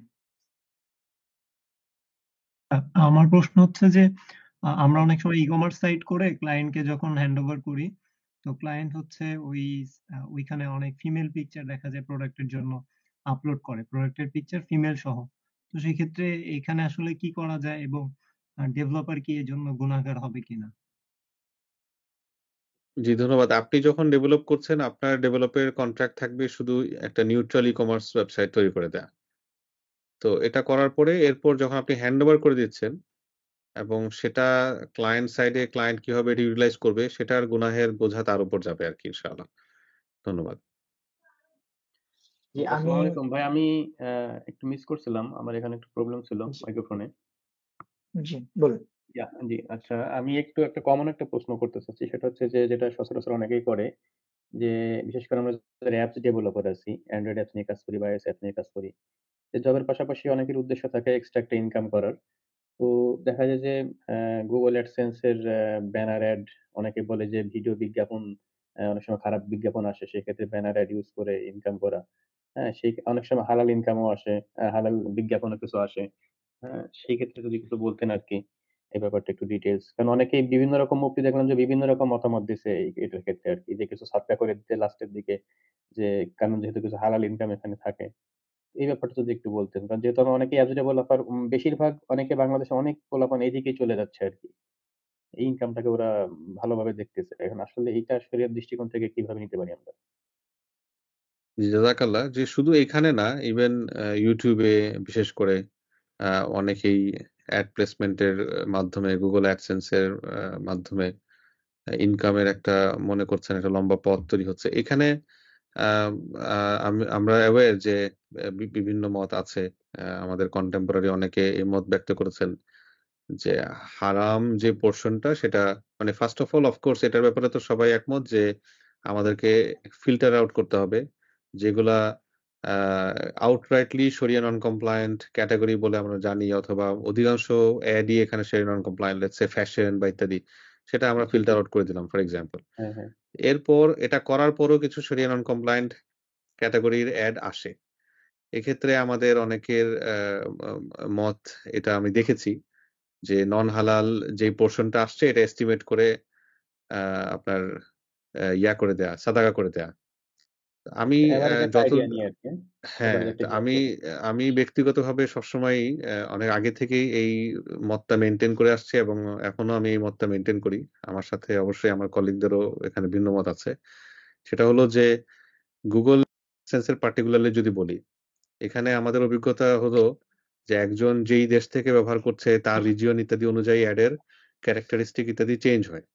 এবং আমি অনেক সময় দেখেছি যে কোরআনের অ্যাপ ফর এক্সাম্পল এবং এই ধরনের অনেক অ্যাপ আমি গত মনে হয় ১০-১৫ বছরে রিমুভ করেছি। একবার দেখার পরেই এই অ্যাপ আমি রিমুভ করে দেই। ধরেন আপনি কোরআন পড়ছেন, কিন্তু সেখানে অ্যাড আসছে জিসাস ক্রাইস্ট নিয়ে ফর এক্সাম্পল অথবা এই ধরনের কারণ কি? কারণ ক্যাটেগরিটা হচ্ছে রিলিজিয়ন।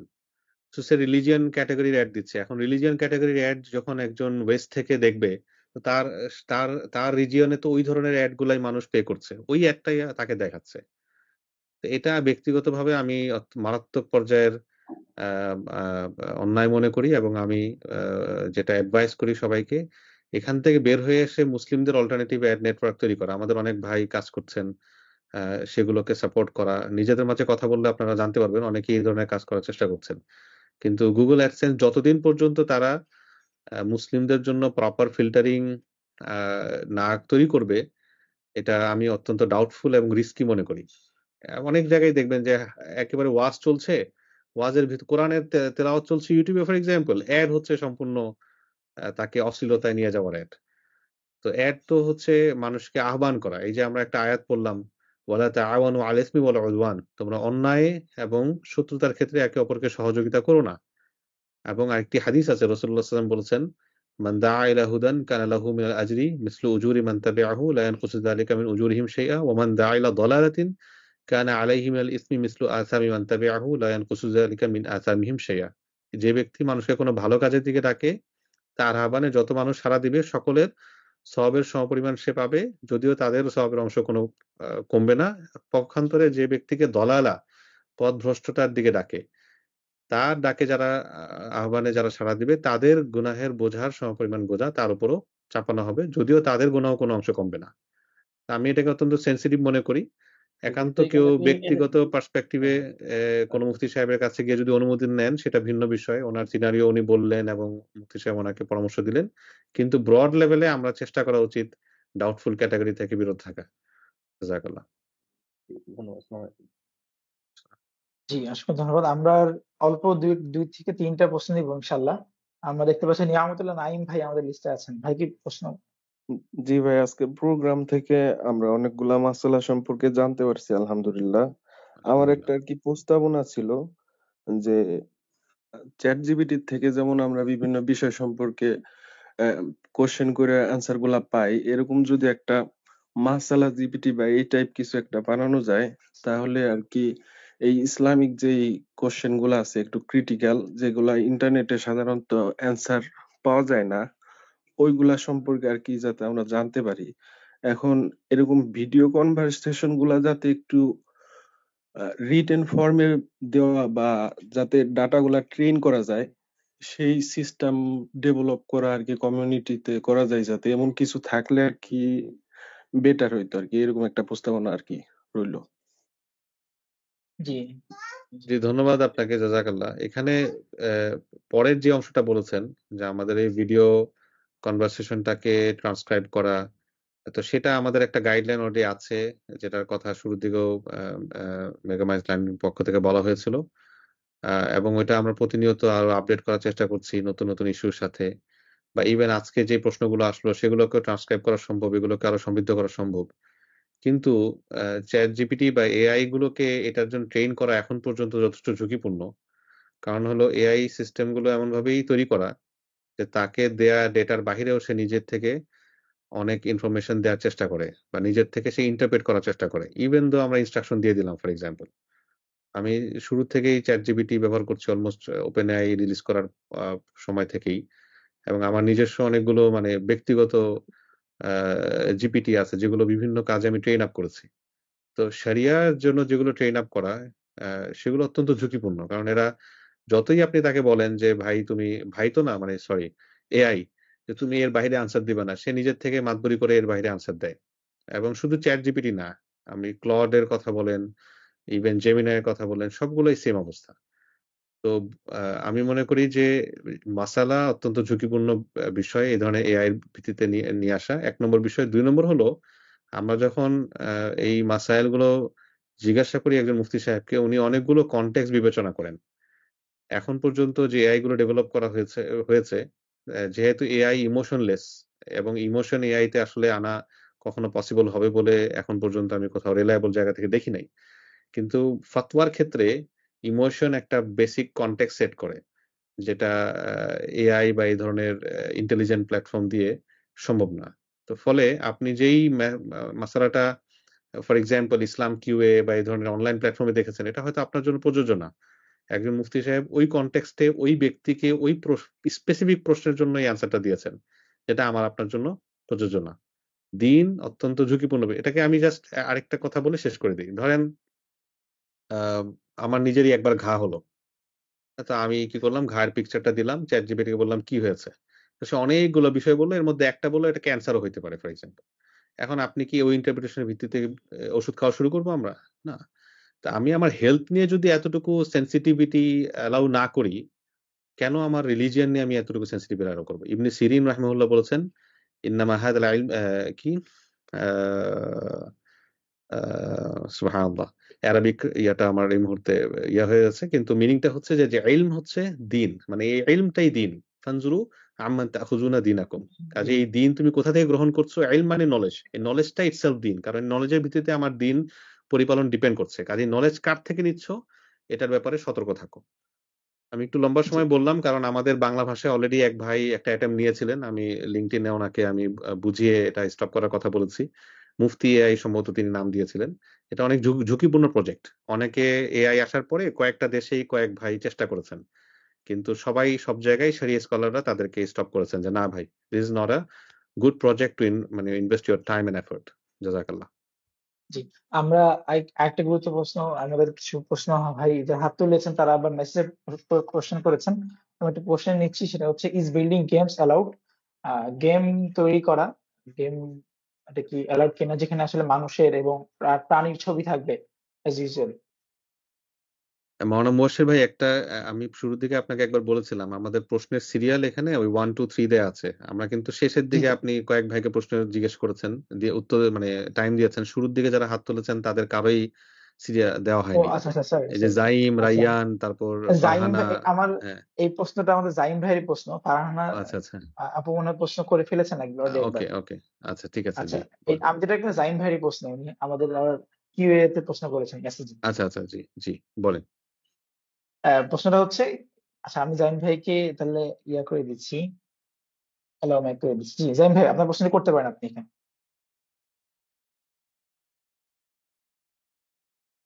জাইম ভাই শুনতে পাচ্ছেন?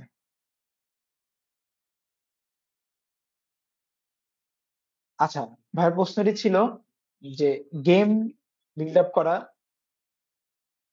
জায়েজ কিনা, যেসব গেমে সাধারণত মানুষের ছবি থাকে, প্রাণীর ছবি থাকে, এই ধরনের প্রোডাক্ট ডেভেলপ করা। যে গেম বলতে আমরা এখন যে গেমগুলো বলি, গেম বুঝাই যেগুলো ইনক্লুডস মানে excessive animation etcetera etcetera, mostly আমার দেখা মতে শরিয়া স্কলার বৃন্দ, বিভিন্ন দেশের স্কলার বৃন্দ এটার অনুমতি দেননি, বিকজ অফ মানে অনেক মাফাসিদ, একটা দুইটা এখানে কাউন্ট করার বিষয় নেই। তার চেয়ে আমরা যদি কোনো আম, আপনার প্রোডাক্টিভ গেমের দিকে নজর দিতে পারি, প্রোডাক্টিভ বিভিন্ন অ্যাপের দিকে নজর দিতে পারি। অনেক রকম এন্টারপ্রেনারশিপ গেম আছে, আরো বিভিন্ন প্রোডাক্টিভ গেম আছে, সেগুলো একটা ভালো ইয়া হতে পারে। অবশ্যই সেখানে যে বিভিন্ন আফসাদাগুলো আছে, কন্টেম্পোরারি গেম এগুলো থাকবে না, এতটা অ্যাডিকটিভ হবে না, অন্য টাইপের গেম হবে কমপ্লিটলি। কিন্তু এখন কন্টেম্পোরারি গেমস বলতে যেটা, এগুলো বিভিন্ন কারণেই, অবভিয়াস অনেকগুলো কারণেই স্কলার বৃন্দ থেকে মোটামুটি ভাবে আমরা দেখি যে তারা এটা অনুমতি দেন না। জাযাকাল্লাহ। জি, জাইম ভাইয়ের উত্তর মনে হয় পেয়ে গিয়েছেন আশা করি। আমরা লাস্ট আরেকজন দুইজন ভাইকে হয়তো বা জিজ্ঞেস করবো। জায়েদ ভাই, জি জায়েদ ভাই শুনতে পাচ্ছেন? আসসালামু আলাইকুম, শোনা যাচ্ছে? ওয়ালাইকুম আসসালাম। জি শোনা যাচ্ছে, জি। ওয়ালাইকুম সালাম। জি, আমার প্রশ্নটা ছিল যে ফ্রিল্যান্সার যারা, তাদের অনেক সময় ফিমেল ক্লায়েন্টসদের সাথে ভিডিও কলে বিজনেস রিকোয়ারমেন্টস নিয়ে কথা বলা লাগে। তো এই ব্যাপারে শরিয়া কি বলে বা কি করা উচিত? যে আমি অলরেডি ব্রড লেভেলে কিছু কথা বলেছি পূর্বেও, এটা আবার একটু দেখে নিলে ভালো হবে। জাযাকাল্লাহ।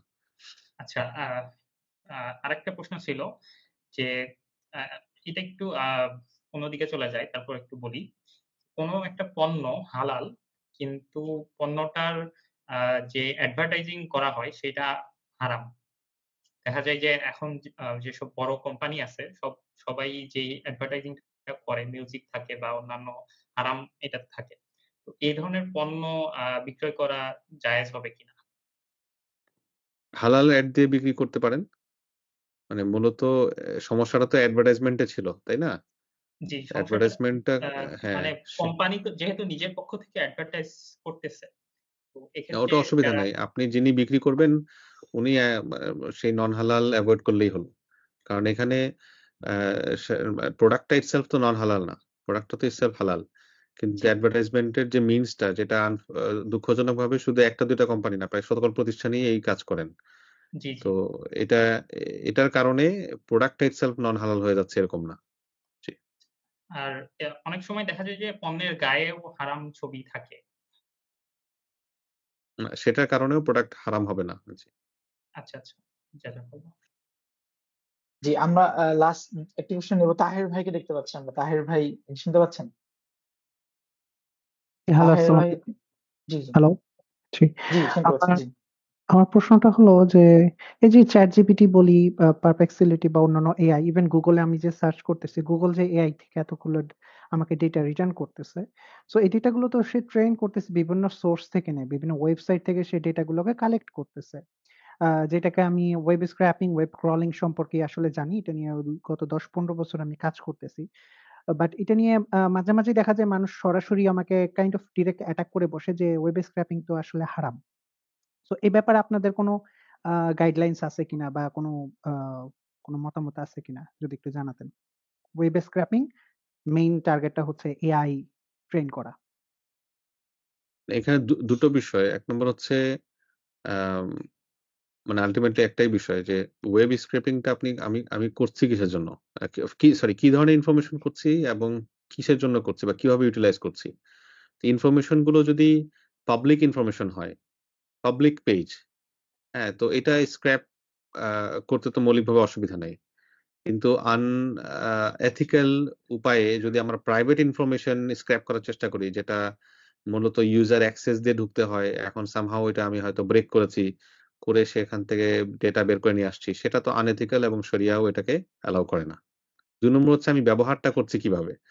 এখন আপনি যেমনটা বলেছেন এআই কে ট্রেন করার জন্য এটা ব্যবহার করা। তো এআই কে ট্রেন করার পরে এআই যখন রিটার্ন করছে ডেটাটা, সে কিন্তু প্লেজারিজম যে ইন্টারন্যাশনাল আ অ্যা আপনার স্ট্যান্ডার্ড আছে সেটাকে মেইনটেইন করে ডেটা রিটার্ন করছে। মানে হুবহু রিটার্ন করছে না। তো সেটা যদি আপনি মেইনটেইন করেন, অর্থাৎ আপনি আসলে আরেকজনের কনটেন্ট হুবহু রিপ্রোডিউস করছেন না, বরং এটাকে কাস্টমাইজ করছেন ইত্যাদি, ইত্যাদি। তাহলে এই দুটো বিষয় যদি মাথায় রাখা হয়, আমি মনে করি যে অসুবিধা হবে না ইনশাআল্লাহ। জি। ইনশাল্লাহ। আমাদের শাহেদকে একটা প্রশ্ন করছে, আমাদের মেসেজে এসেছে প্রশ্নটি, কয়েকবারই এসেছে। প্রশ্নটা হচ্ছে ব্ল্যাক ফ্রাইডে, তারপর হচ্ছে সাইবার মানডে, ক্রিসমাস ডে, এই ধরনের খ্রিস্টিয়ানদের দিবস উপলক্ষে বিভিন্ন অফার দেওয়া, তারপরে হচ্ছে ডিসকাউন্ট, প্রমোশন অফার করা, এগুলো কি আসলে জায়েজ হবে কিনা, কিংবা একজন মুসলিম হিসেবে কতটুকু নৈতিক কাজ কিভাবে কি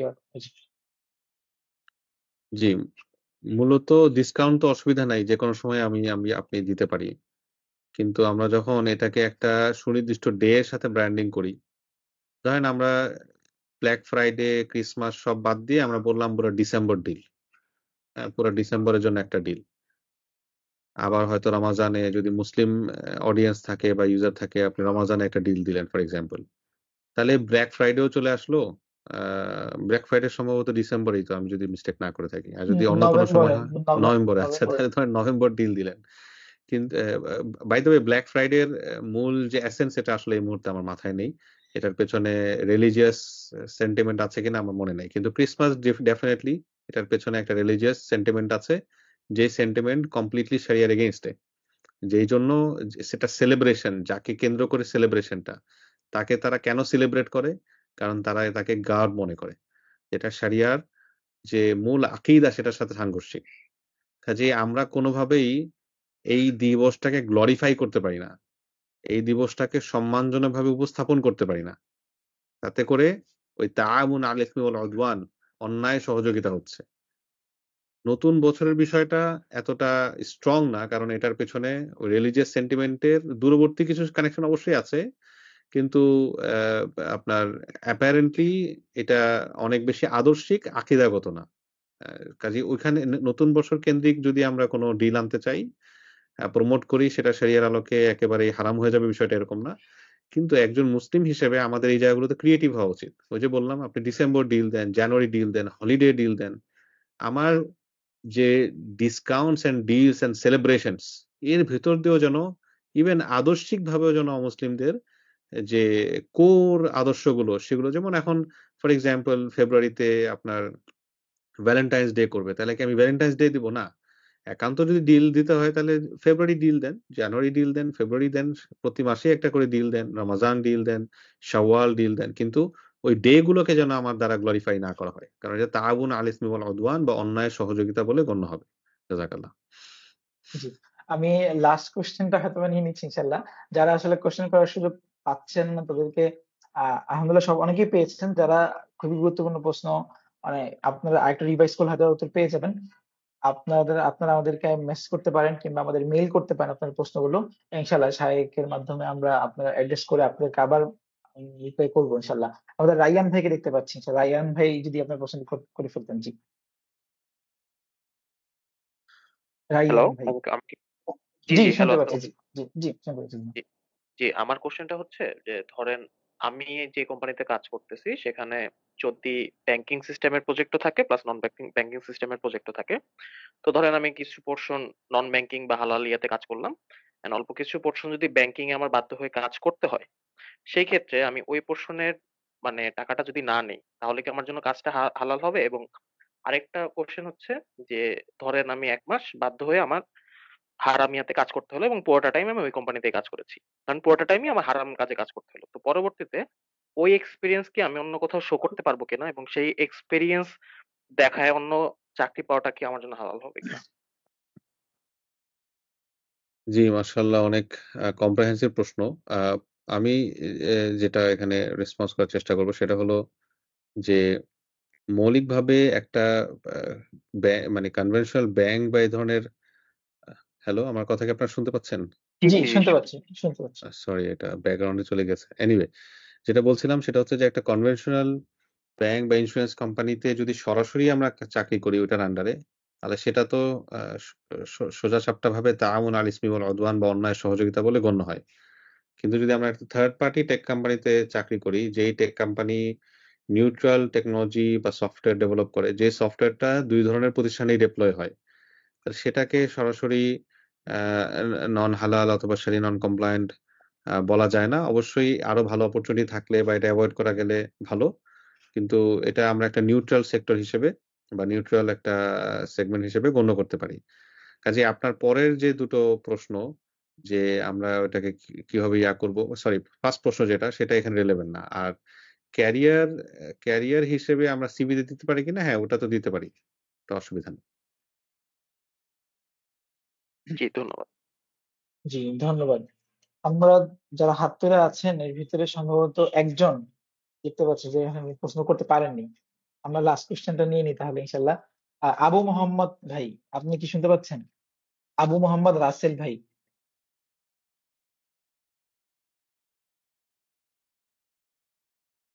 আবু মোহাম্মদ রাসেল ভাই, যেহেতু ভাইয়া আর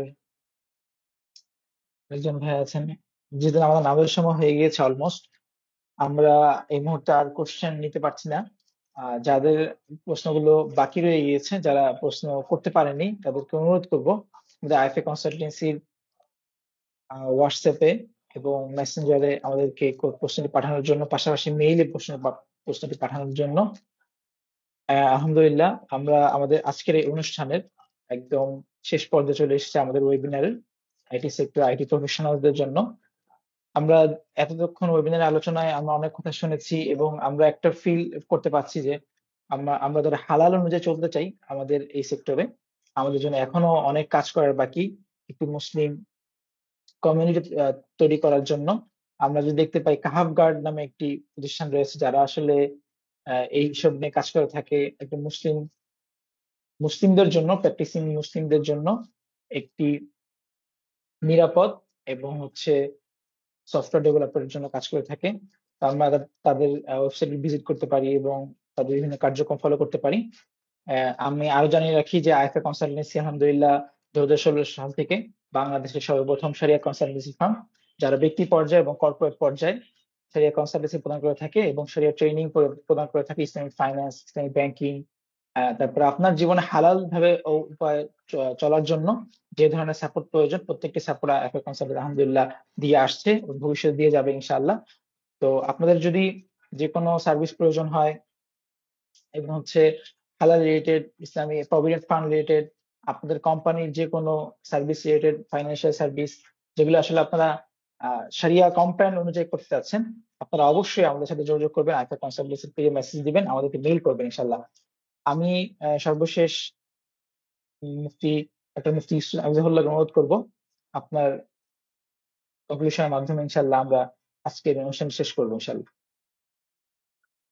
জি, অনেক শুকরিয়া মাওলানা মুর্শিদ হাফিজাকাল্লাহ এবং একই সঙ্গে আমাদের মেগামাইস লার্নিং থেকে যে ভাইরা এখানে আজকে ছিলেন এবং আমাদের যারা আজকে পার্টিসিপেন্ট ছিলেন শুরু থেকে শেষ পর্যন্ত আপনাদের সকলকে অনেক শুকরিয়া, ধন্যবাদ। হালাল ভাবে চলার চেষ্টা করার বেসিক বিষয় নিয়ে আমরা আজকে আলোচনা করার চেষ্টা করেছি। নিশ্চয়ই সব বিষয়ে আলোচনা করা সম্ভব হয়নি। বাকি আশা করি এটা আমাদের একটা জার্নি শুরু। আমরা আরো জানার চেষ্টা করব এবং আমাদের সকল কাজ, আমাদের সকল আয় 100% হালাল যেন হয় সে চেষ্টা আমরা সবসময় করব এবং বেশি বেশি আল্লাহ রাব্বুল আলামিনের কাছে দোয়া করে তৌফিক চাইবো। তিনি তৌফিক না দিলে আসলে আমরা যতই এফোর্ট দেই সেটার কোনো ফ্রুটস বা ফলাফল আসবে না। আল্লাহ রাব্বুল আলামিন আমাদের সকলকে হালালের উপর অটল থাকার তৌফিক দান করুন। হালালকে আমাদের জন্য সহজ করে দিন। হারামকে আমাদের জন্য কঠিন করে দিন। এই দোয়া করে আমরা আজকে মজলিসের দোয়া পড়ে আমাদের সেশন ইনশাআল্লাহ শেষ করতে পারি। জি, সবাইকে অসংখ্য ধন্যবাদ। ইনশাআল্লাহ আমরা রেকর্ডিংটি আমরা আপনাদের মেইলের মাধ্যমে যারা যে মেইল দিয়ে রেজিস্ট্রেশন করেছেন মেইলে আমরা ইনশাআল্লাহ রেকর্ডিং আমাদের কি নোটস গুলো আমরা পৌঁছে দেবো ইনশাআল্লাহ সবার কাছে। সবাইকে অসংখ্য ধন্যবাদ। সবাই আমাদের আইফে কনসালটেন্সি মেগামাইল লাইনকে ফলো করবেন এবং ভবিষ্যতে আপনাদের জন্য যেন আরো ভালো ভালো কন্টেন্ট এবং ওয়েবিনার আমরা নিয়ে আসতে পারি, যেন আমাদের জন্য দোয়া করবেন ইনশাআল্লাহ। সবাইকে ধন্যবাদ জানিয়ে আবারও ধন্যবাদ জানিয়ে শেষ করছি আমাদের আজকের অনুষ্ঠান। সবাইকে অসংখ্য ধন্যবাদ। আসসালামু আলাইকুম ওয়া রাহমাতুল্লাহি ওয়া বারাকাতুহু। ওয়া আলাইকুম আসসালাম।